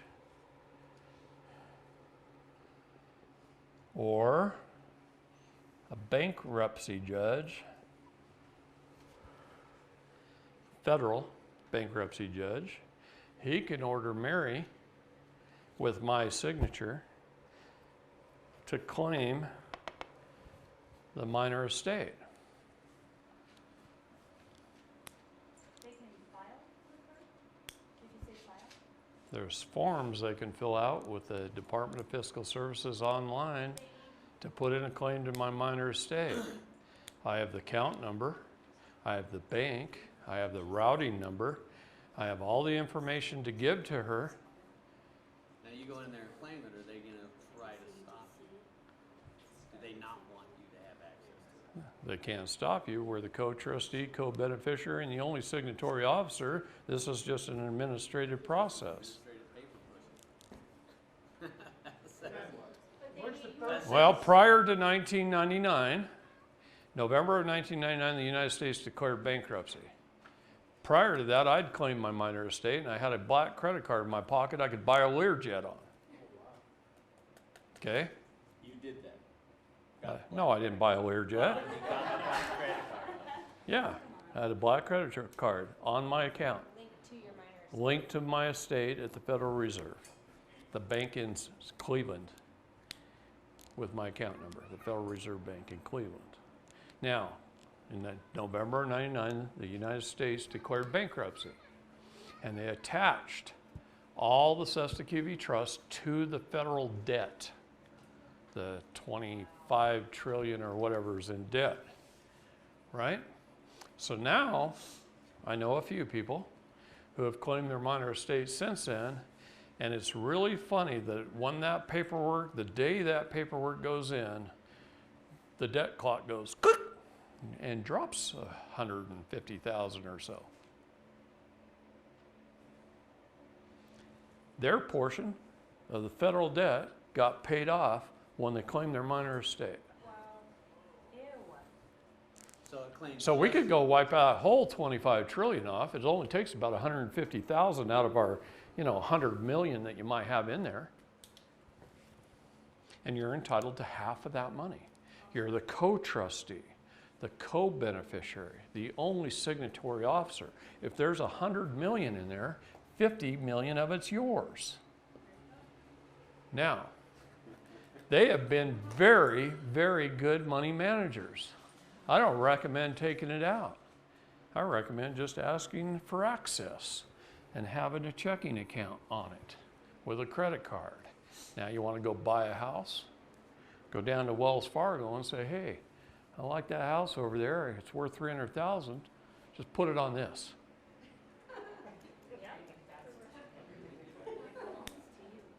Yeah. Same with that new Chevy Duramax diesel truck. Just put that 75,000 on this. If I walk into a Chevy dealership, I happen to like Duramax diesels. I like the crew cab, long bed, fully decked out, LTZ. $75,000, $80,000 trucks, right? If I walk in there with $80,000 or whatever it is, and I lay it down on a table, at that moment in time, I own that truck. But the salesman looks at me and says, give me another $250 for title, license, and registration, please. I say, no, that's okay. I'm buying it to export to a foreign country. And then he gives me the MCO and MSO after I sign a little statement that I'm buying to export it. And then I get in the truck and I sit down and I roll the seats back. I turn the key and I drive out of the dealership, and when I land on the road, I'm exporting it from the state of Oregon to Oregon, a foreign nation. I own the truck as a man. It's a private for-profit entity. I'm not going to use it as an Uber. Now, if I wanted to use one as an Uber, I could file it under my vessel name in international commerce, but then I'd have to license it with the state. Hey, I've walked into federal courthouses and I've done this. Here, I want to open a federal case under a miscellaneous case number. Here's my $400. I'm going to be filing paperwork later. We'll convert it into a civil or a criminal case. And I walk out. What's that for? They just open a case number. They give me a CUSIP number under a miscellaneous filing for me to do something with later. And that would be another CUSIP number added to your CUSIP number. No, it's a CUSIP number that I can do something with. I control that. So now I can attach that to my birth certificate number, and I can use that to claim my minor estate by calling for a probate judge to adjudicate it. And then Mary has to contact the bean counters and find out how much I owe on the debit side and how much I have on the credit side. And that all goes through that probate judge who pays off all the debts. And then whatever's left, I claim half. Because half's mine. But I don't want to take it. You just want to keep letting. They're good investment managers. They've proven themselves to be good investment managers. Leave it there. What if I get in trouble sometime and I need something to draw on? Now I just walk into court and I settle the matter. Here's my birth certificate. Here's my CUSIP. Here's my credit card. Let's settle the matter. What's the penal sum? See, if I get indicted. See, here's the problem with an indictment. Everybody gets an indictment. It's got a penal sum. It says right at the bottom it's a true bill, which means it's an invoice. And nobody bothers to say, well, how much is the bill? And they don't ask. So 30 days later, they're brought up on charges. Because they didn't ask how much the bill and they didn't settle the matter. You got the opportunity to settle the matter at the indictment before anything else occurs. But you don't. It's like getting a credit card bill, putting it on the fridge, and I'll pay it later, and you forget about it. Right?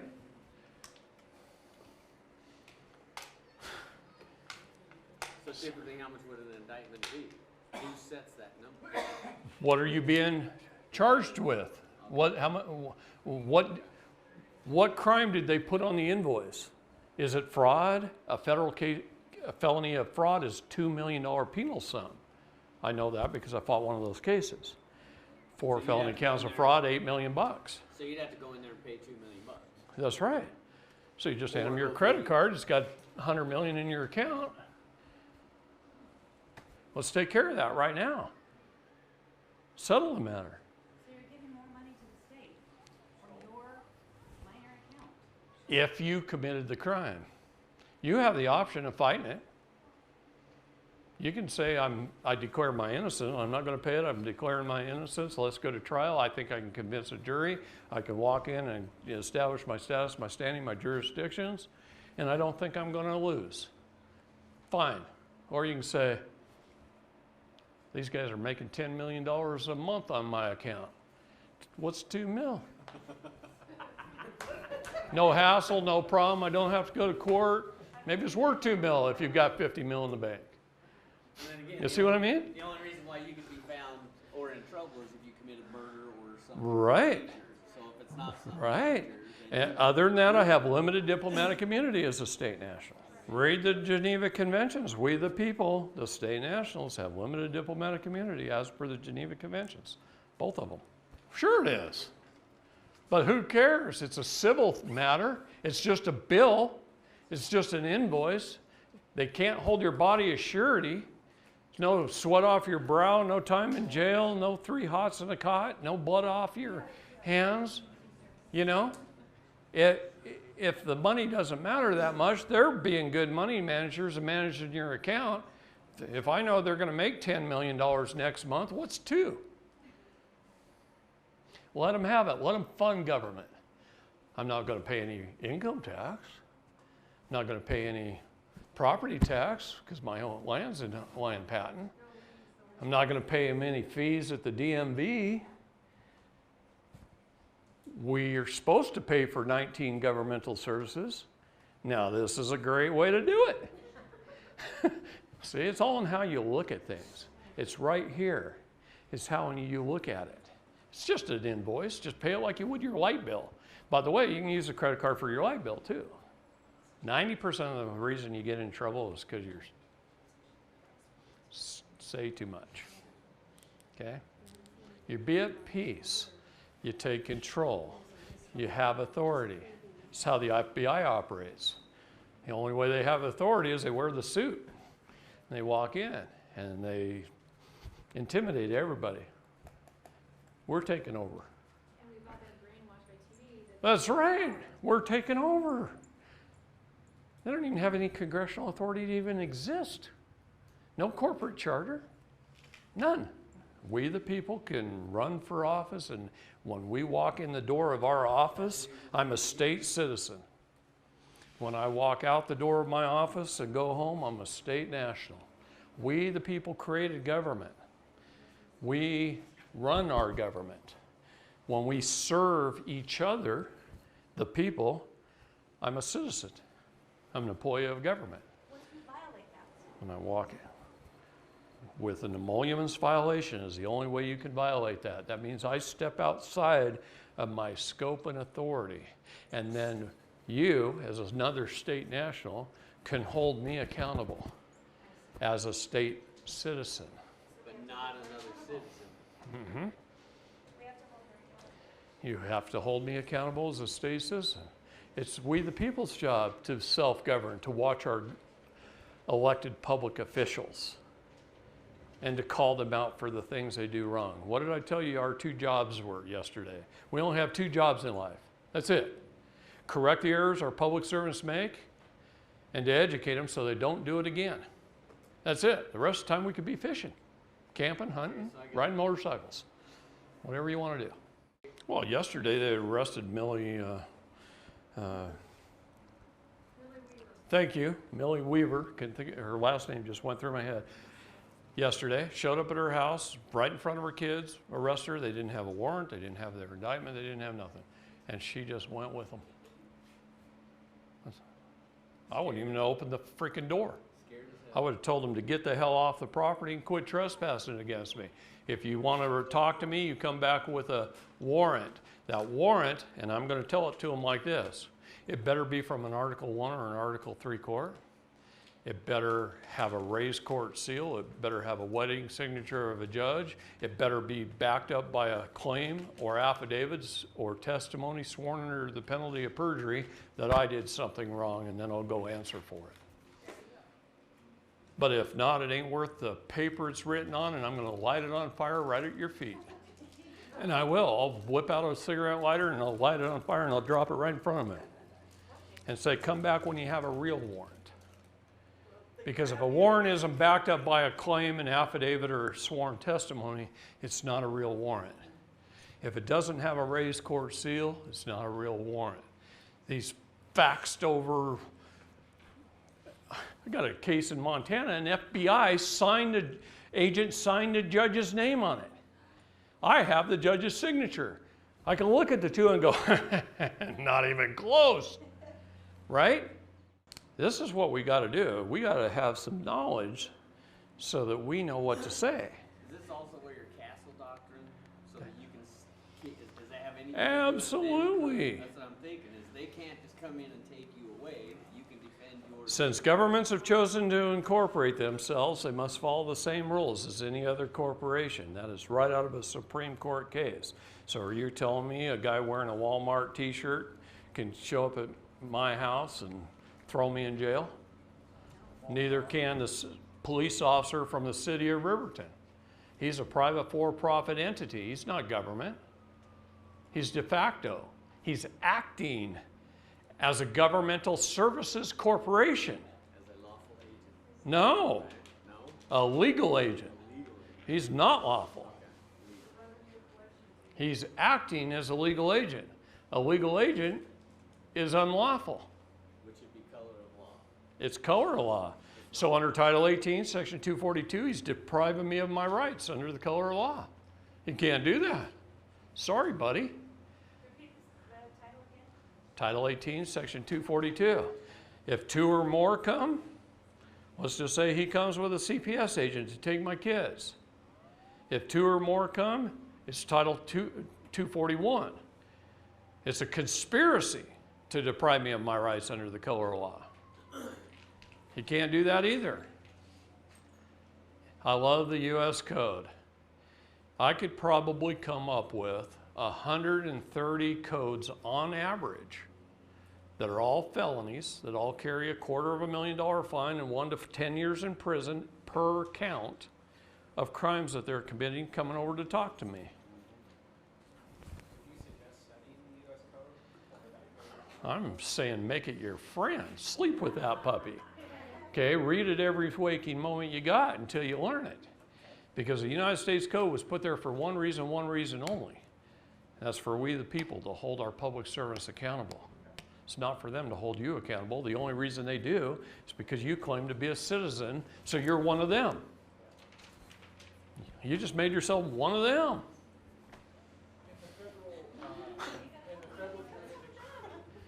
What's that? A lot. Okay, let's talk about that for just a minute. You look at Title 26 of the United States Code, that's the Internal Revenue Service Code. You guys want to learn something about taxes for a second? In Title 26 of the United States Code, it says no part of this title, not its headings, nor its body, nor its footnotes, nor its definitions, shall be construed as law.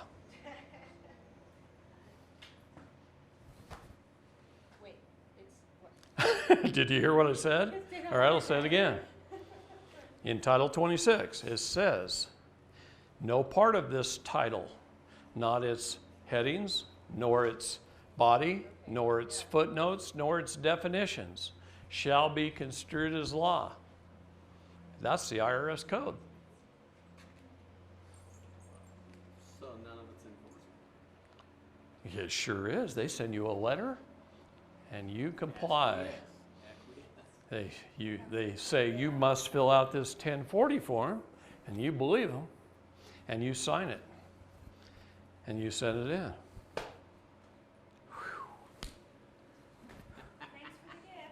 Thanks for the gift. Thanks for the gift. Do state nationals have to? Read the books written by former heads of the IRS. It's funny. In every book written by every former head of the IRS, and every one of them writes a book. You can buy them at Barnes and Nobles. Okay? They say, we're not really sure why anyone pays the income or wage tax. Because what was a 1040? Abraham Lincoln put the 1040 bonds, made them available during the Civil War so that people could support the troops, support the war efforts, and gift money to the government to fund the war. And we just never quit gifting. Rather than borrow it. Yeah, rather than borrow it. So we just never quit gifting. And I talked about this yesterday, but it's okay. You notify the IRS through a Form 56 of what you are, your status.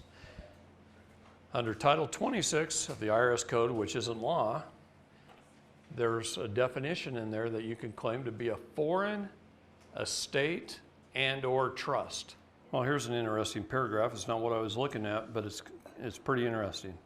In 1979 edition of the 22 USCA 278, the United Nations, you will find Executive Order 10422. The Office of Personnel Management is under the direction of the Secretary of the United Nations pursuant to Treasury Delegation Order Number 91. The IRS entered a service agreement with the United States Treasury Department as their collection agency. See Public Law 94-564, Legislative History, page 5967. Reorganization Bankruptcy Plan number 26 in the Agency for International Development.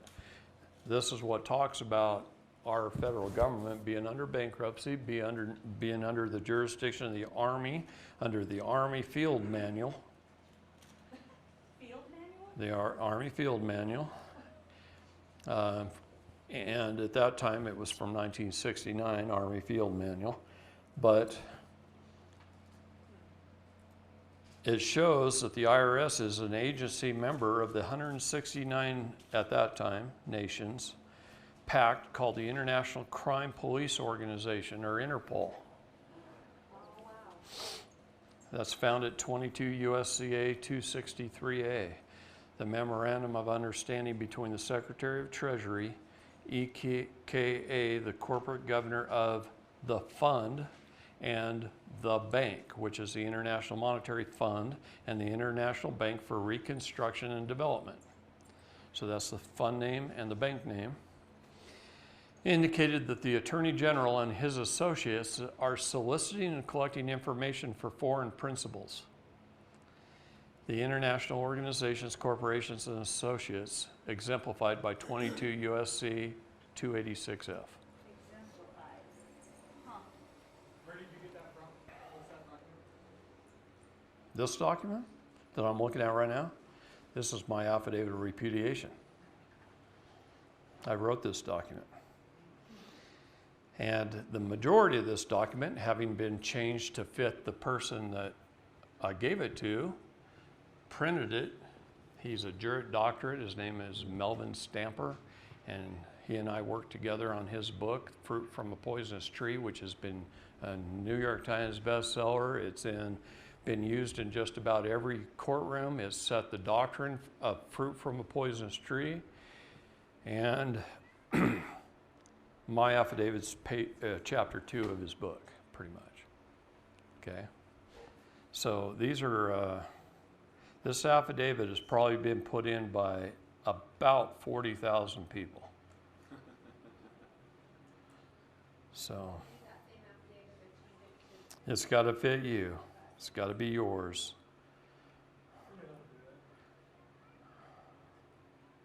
Anytime you take anyone's document, as I said yesterday, and you make it yours, It has to fit your situation, otherwise you're committing a felony under the penalty of perjury. Did you know the U.S. adopted the Commonwealth of England with the Constitution? Anybody know that? No. Okay. No, because we're not taught. Did they realize? All right. Here's what I was looking for. 26 USC 7701 A31 is a tax exempt foreign estate and or trust. So what I do is I use a Form 56. I notify the IRS that I am under that title of their code, which isn't law, but they go by it. Doesn't apply to me, but they go by it. And that notifies them that that's what I am. And then if I wanted to go work at an employer, when I went to their HR department, I would fill out a W8BEN. W8BEN instead of a W4. Now what is that? And under the W8BEN, I'm tax exempt. So I get 100% of my paycheck. You have to file your status first to go do that. Yes, you do. And then you don't have to file a 1040 or anything else because you're a tax exempt foreign estate and or trust. And they know it. It's on record. Claim your minor estate. That's what all this has been about. And I think we can all do it. Just go do it. I know a lady in California that has had a case going in federal court. And she heard one of my talks somewhere where I talked about this. I didn't even know her from Adam. She got it off the internet, right? She went into court in California in a federal court case, and she stood up and claimed her minor account. She appointed the court clerk as a trustee of her account. She authorized the court clerk by her signature to hire any professionals that she may need necessary, such as a probate judge or a bankruptcy judge, to claim her minor estate, and she asked for half. She walked out of the courtroom with a check for $45 million. That's after they settled it, all her debts and everything. $45 million. She got a check. I wouldn't recommend that. I recommend to let them manage it. Yeah, because they're going to keep on adding more to it. Oh, they have the ability to hypothecate. And that's a rare, wonderful thing. I wish I could hypothecate all my investments. Well, I'll put it this way. I know a guy that took $100 million and he hypothecated it, and in 10 days, it was worth $1.2 billion. Good job if you can get it. There's only a few people in the world allowed to do that, and one of them is the federal government. It's to bundle and sell and bond in advance. I don't know the whole ins and outs of the whole thing, but they bundle, sell, and bond in advance, and they sell it very quickly. Like they'll trade it every few minutes on the stock exchange. And it just turns into more money all the time. And they can do it really fast. Yeah, it's crazy. This is the person that has the access. There's 12 federal districts. There's one head court clerk at each district. That's 12 people who have hundreds of court clerks underneath them, but it takes her signature to access the Department of Fiscal Services website. Do we have one here in Salt Lake? Nope. So we have to go to that court? Like you're talking about going to the... Well, you do have a federal court here. We do. So I guess my statement wasn't really true because the 9th District has multiple federal courts. But I know Mary is ahead of the entire 9th District. So we don't have to specifically go where Mary's... No, I bet you could go just to the federal court building here and talk to the head court clerk. But you're going to have to open up a case. That's $400, I think, is what they charge now to open a miscellaneous case. And then go home. Once you open it, and you got the CUSIP number, because you want to have it open first, right? Then you have that number. Now you take that number home and you do your documents, and you put that number on your documents, and you go back and say, convert this to a civil matter, a probate matter, a civil probate matter. Now, she assigns a probate judge to it, right? And now you're just asking him, with a motion, to move the court for a decision on this probate, to settle the probate. You got get your account number. If you're older like me, on the back of my Social Security number has my bank and routing number, and then on my birth certificate it has my CUSIP number.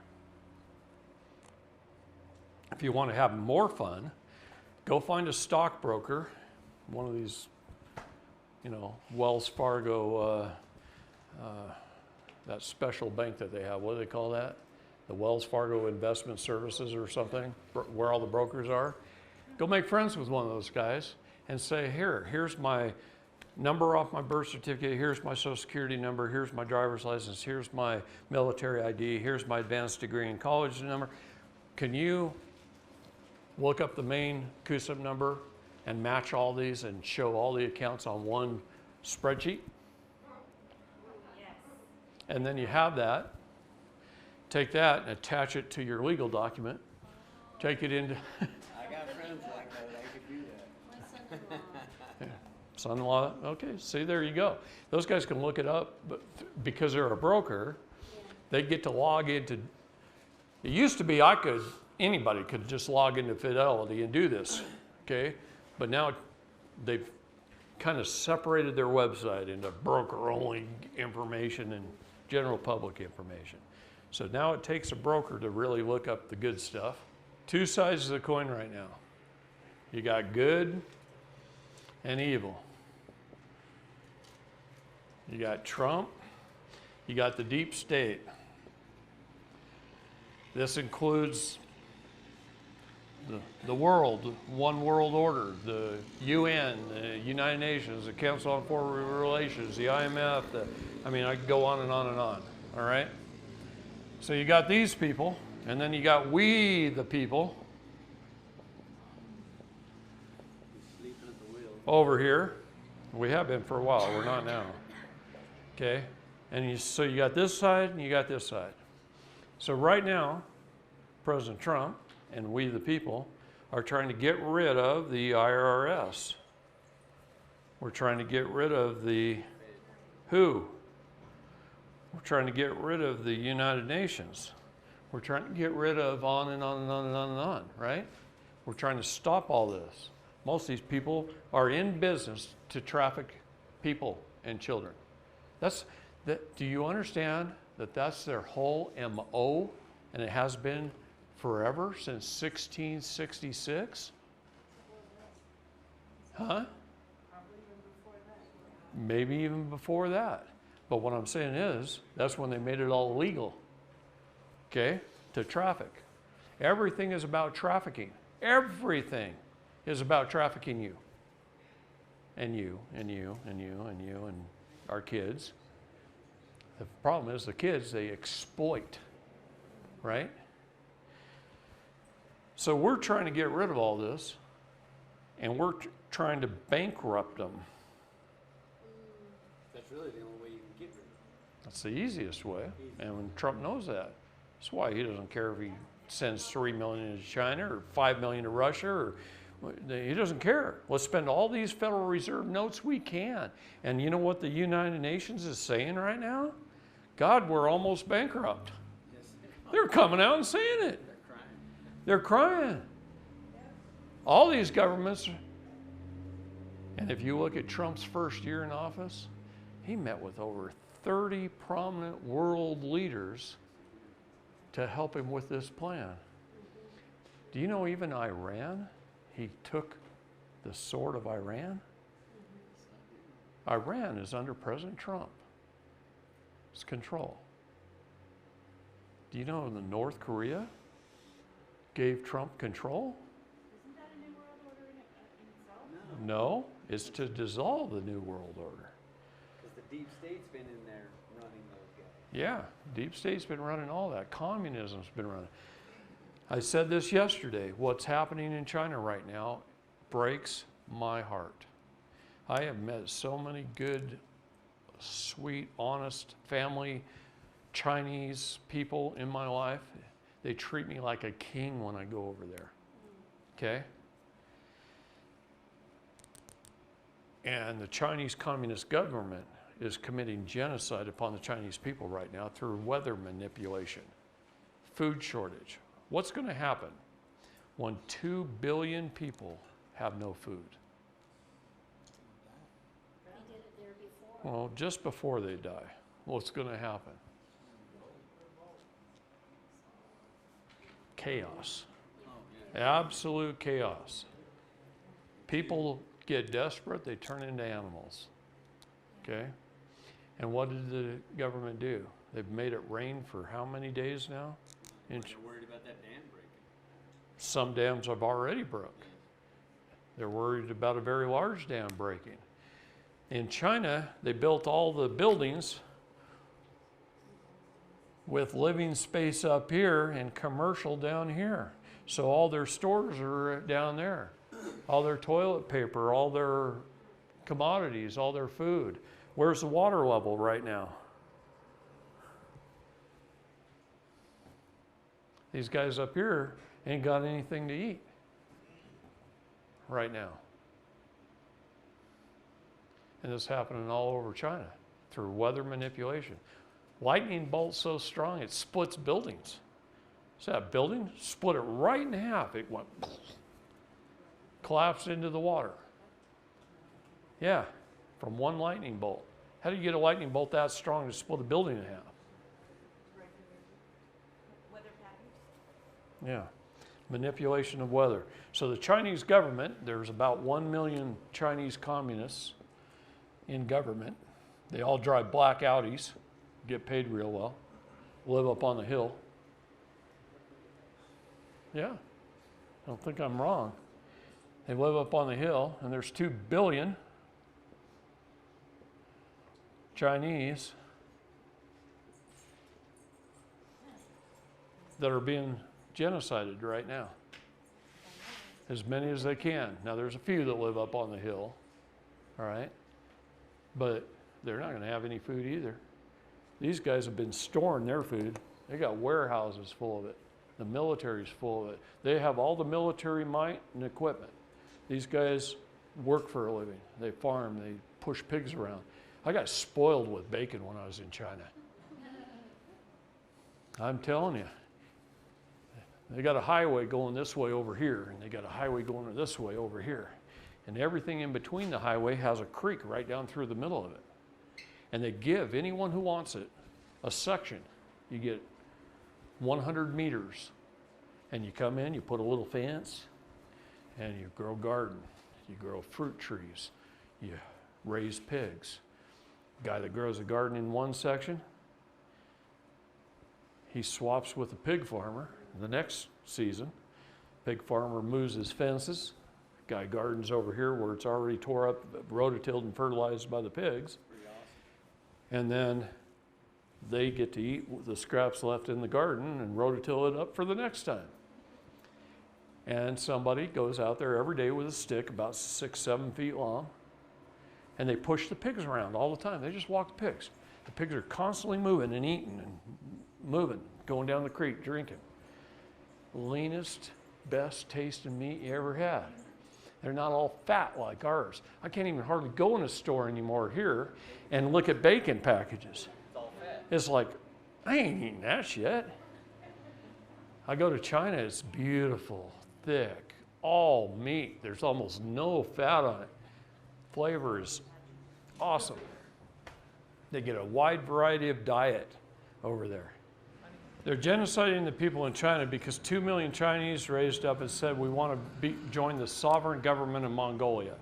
We'd like to be sovereign, no longer communists. Because they're tired of being. Over 20 countries have pulled out of the United Nations and declared their sovereignty. 20 countries. That doesn't bode well for the Bolivia, Bulgaria, Iceland. one world order. China wanted to, Mongolia did. Quite a few countries have declared their sovereignty. The United States would be nice if we did really soon, okay? We're supposed to already be, but there's not enough state nationals. Once you're a state national, you're a sovereign, okay? As long as you're a U.S. citizen, you're a slave. You're not the king unless you've claimed your status.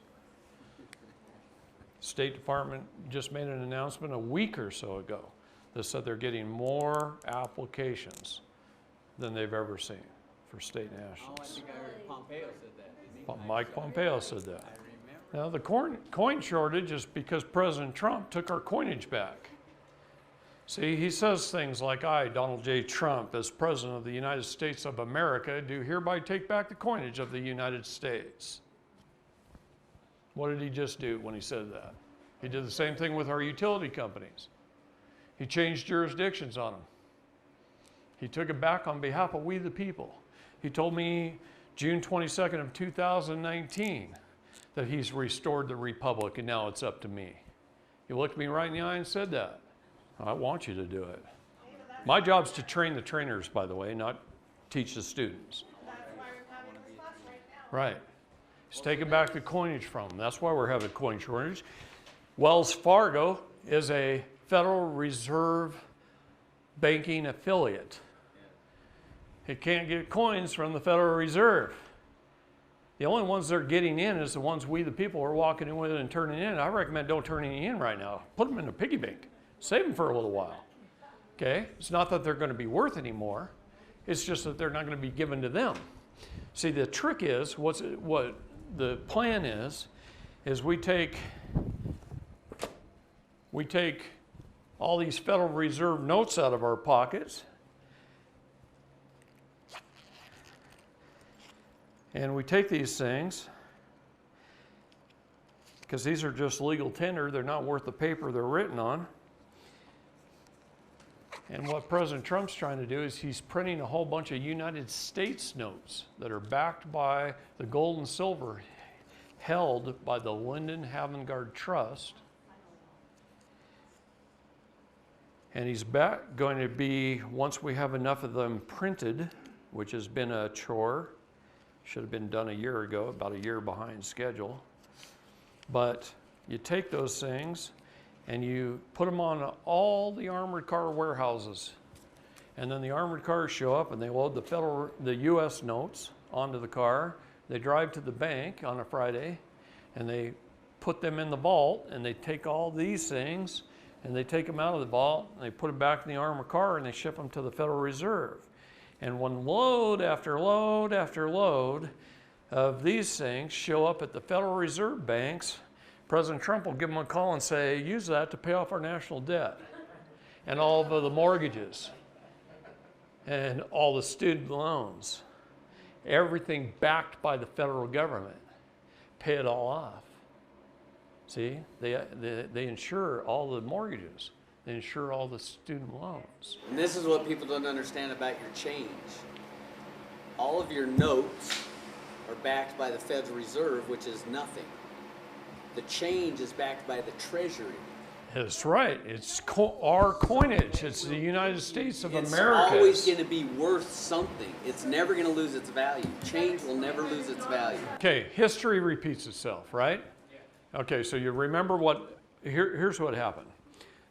1912, 1913, they created the Federal Reserve, they created the fiat currency, the Jekyll Island happened a few years before, okay? They created these acts. Between 1905 and 1933, they created a whole bunch of acts of Congress that set up this whole money scheme and fraud scheme, period. That's when the majority of bad things happened. Now, actually, Lincoln started the problem and set up a few things, and on and on and on. There was some before 1905, but between 1905, 1908 is when the church became a 501c3 and sold out the federal government as well. Okay? Now, between 1908 and 1933, These are when the acts of Congress, you want to learn a lot of history, just read all the acts, read the congressional records from all those years. And you'll see, if you can pick out the pieces of the puzzle in there, this system of fraud. This is how I've done it. This is how I'm able to stand in front of you and tell you all this stuff, because I'm really good at puzzles. And I can see a piece from a mile away, and I grab this piece here, and I grab this piece over here, and I grab this piece here, and I put it all together because they burnt the box top. And that's the only way we can see the picture of the fraud, right? So they put in this Federal Reserve package. Then they released a whole bunch of paper dollars into the Public Charitable Trust between 1908 and 1922. And then we had the Roaring '20s. And everybody was making more money than they'd ever had. It stimulated the economy. People were singing and dancing and going to clubs and drinking whiskey and all this stuff, the Roaring '20s, and they were spending money that they'd never had before. So they were going into debt, they were buying new homes, they were good. First mortgages were during that period of time. Before that, people paid cash for their house or they homesteaded. Now they're in the mortgages and they're going into debt. And they're doing all this in the Roaring '20s. And then what did the Federal Reserve do? They said, oh, now that we've done this, we can collapse it. And here comes the Great Depression. And they collapsed the whole thing. And then they went back and bought all those houses for 50 cents on the dollar or 10 cents on a nickel on the dollar in a lot of cases. They bought up all these businesses. People jumped out of windows and committed suicide in New York and Chicago and any tall building they could jump out the window of because it destroyed their families. This was a planned event from 1908, okay, to release all this money, then to collapse it. Then what did they do? 1933, stepped in with the New Deal. They set up the Social Security program. They made all you citizens. They set up the Cesta QV Trust, and they did more than that. They confiscated all of my grandfather's gold. He was a geologist for the state of California, and they took over $1 million in gold from him at $20 an ounce. Do you know it's $2,000 plus an ounce right now? Do you know what had happened if he would have passed that down to me right now? What I'd be worth?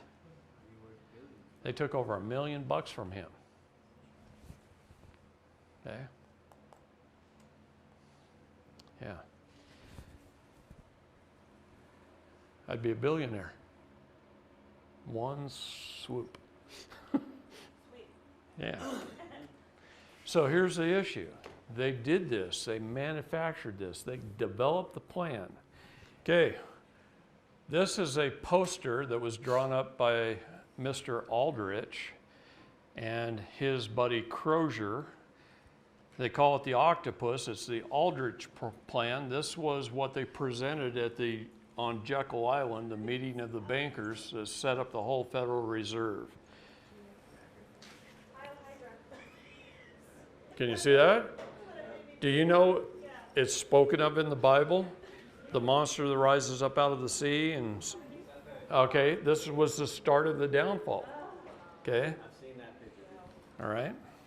Evil rarely looks evil until it accomplishes its goal. It gains entrance by appearing attractive, desirable, and perfectly legitimate. It is a baited and camouflaged trap. It's a good quote. Edward Mandell House was he was not a public servant. He never served one day in government.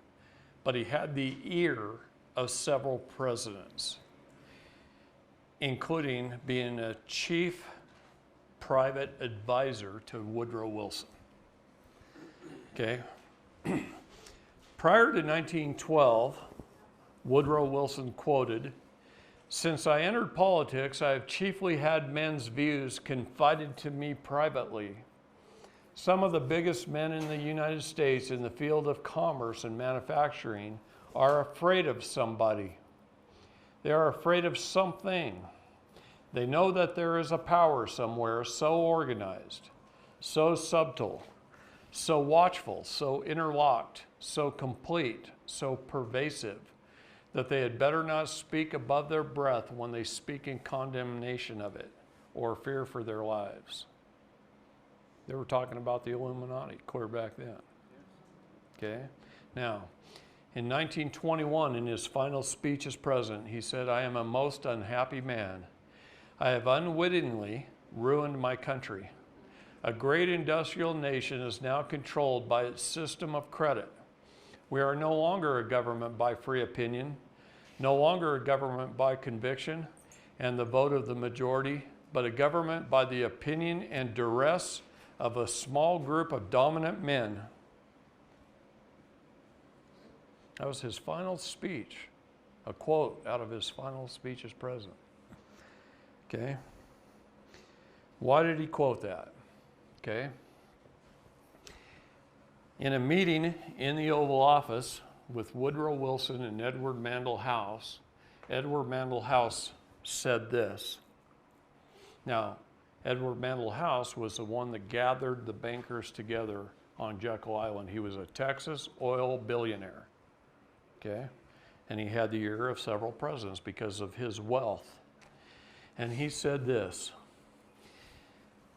"Very soon, every American will be required to register their biological property in a national system designed to keep track of the people, and that will operate under the ancient system of pledging." I pledge allegiance to the flag, right? "By such methodology, we can compel people to submit to our agenda, which will affect our security as a chargeback for our fiat paper currency. Every American will be forced to register or suffer being unable to work and earn a living. They will be our chattel, and we will hold the security interest over them forever.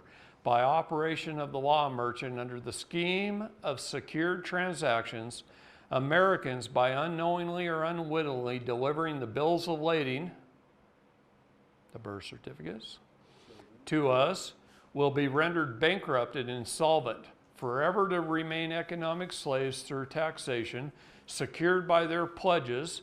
They will be stripped of their rights and given a commercial value designed to make us a profit, and they will be none the wiser. For not one man in a million could ever figure our plans. If by accident one or two should figure it out, we have in our arsenal plausible deniability. After all, this is the only logical way to fund government, by floating liens and debts to the registrants. Register your birth certificates, register your cars, register your kids, on and on. In the form of benefits and privileges. This will inevitably reap to us huge profits beyond our wildest expectations and leave every American a contributor to this fraud, which we will call social insurance.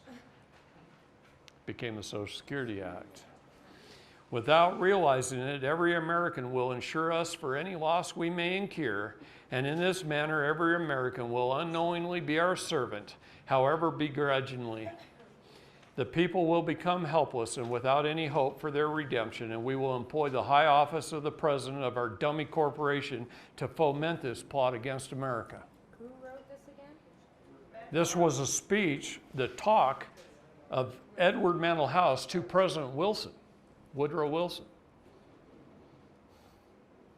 He kind of lays it out right there, right?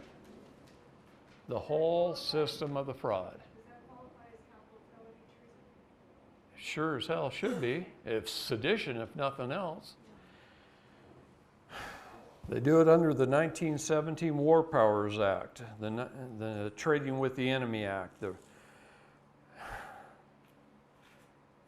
crash of 1929, the security of our gold. Here's the three flags we have: the flag of peace, the flag of war, and the captured flag. Show me the captured flag. Captured flag has gold fringe around it. I thought that was Admiralty flag, is what I read. Maritime flag, lost at sea. Admiralty flag is a captured flag. When the pirates would capture another ship, they would pull their flag down, sew a fringe around it, hang it up underneath their flag on their ship, saying that they captured this ship. Which in turn, And they just hope to fill up their flagpole with captured flags. And that's exactly what the Bar Association did to us. Yes. They displayed it in every courtroom as a captured war flag. That's why it's in the courtrooms? 'Cause Yes. So that It's called inland piracy. The Shepherd-Towner Maternity Act created the birth registration, known as the birth certificate. Okay? Yeah, Shepherd-Towner Maternity Act. I mean, I can go back to all the acts of Congress that set up this whole system of fraud. It was done precept upon precept, and it set it all up. Between 1900 and 1904, there's a set of cases called the Insular Tariff cases. Those cases were a series of Supreme Court cases that gave Congress permission to create a separate nation using the federal territories and possessions as states, like Guam, Puerto Rico, American Samoa, and others, became a union of states known as the United States of America Minor. From then on, Congress began referring to this entity as if it was referring to the continental United States. So they used the Supreme Court to set up all of our U.S. territories as the United States of America Minor, and then they started referring it, and this is how they took away our de jure government of the United States of America and made it de facto. And they just used it a little at a time. So who ran the Supreme Court? Bar Association. They've stole this country. We, the people, are at war with the bar. I keep saying that over and over and over again. They control everything. One thing I want you to study besides the United States Code is I want you to study a case called Hale versus Henkel. You should have heard it. It's been upheld more than 1,600 times. But there's no other case in history that explains our status as well as that. An individual state citizen, which is a state national who's in office, right, has unalienable constitutional rights, while a U.S. citizen, a creature of the state, has privileges and civil rights, and is held subject to all policies, rules, codes, and statutes, the same as any other public servant, upheld over 1,600 times by both the district and the Supreme Courts. That one paragraph out of that case pretty much explains what you need to know. Why is anybody claiming to be a United States citizen? I don't know. I can't figure it out. That's self-induced slavery, just by making that claim. A legal person equals a legal fiction, which equals a U.S. citizen. Okay? One of the terms used predominantly by the present civil governments and courts in America is legal person. Just what is a legal person? Here are its definitions.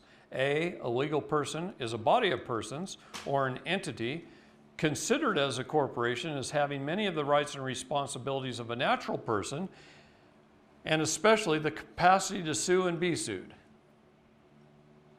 See, they can't really sue a state national. But a U.S. citizen, they can sue them. Okay? Yeah. Anyway, I could read that whole page, but you get past that, there's no sense. So it's a state national, you don't sue, you claim. You claim. If I go out here in the car and I go to a stop sign and I get hit by a driver while I'm stopped, it's his fault, obviously.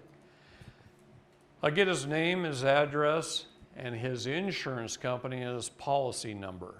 I contact my insurance company and I say, hey, this guy's at fault. I'm putting in a claim. Here's his policy number. Go sue his insurance company. I don't sue the driver. I make a claim and I sue his insurance company. So when we make a claim, all these city agencies and what have you, these corporations are all bonded and insured.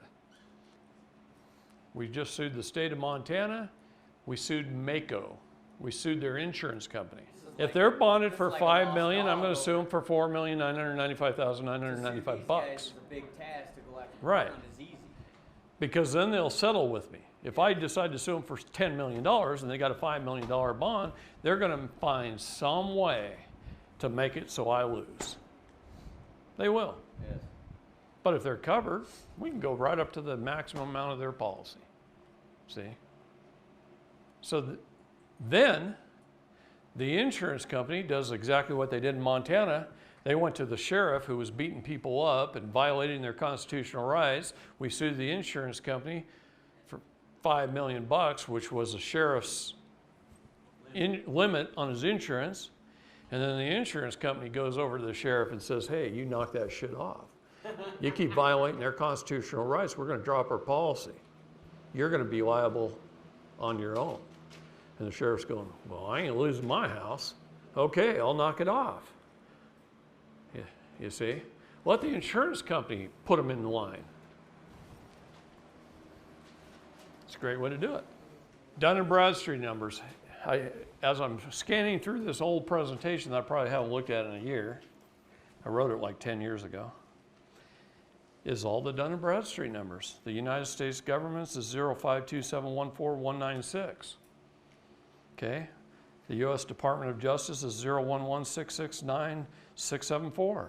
Department of Treasury is 02666. Oh, that's interesting. 026661067. Department of the Treasury? Yeah. Wow. Anyway, I got page after page of them here. You want to know states? I even have the National Aeronautics and Space Administration's, NASA's, and U.S. Food and Drug Administration is 138182175, and we're suing them right now. She's been acting as one of my paralegals and doing things for me over the last year. And I have a few of those around the country. One of them's a judge. She acts as paralegal sometimes. And so we can handle some of this stuff. But here, let me go to the state of Utah. State of Utah 009094310 or 4301. The city of Salt Lake City is 017096780. Which one? State of Utah, 009094301. City of Salt Lake City, 017096780. So after lunch, we're going to talk about Know Thy Enemy.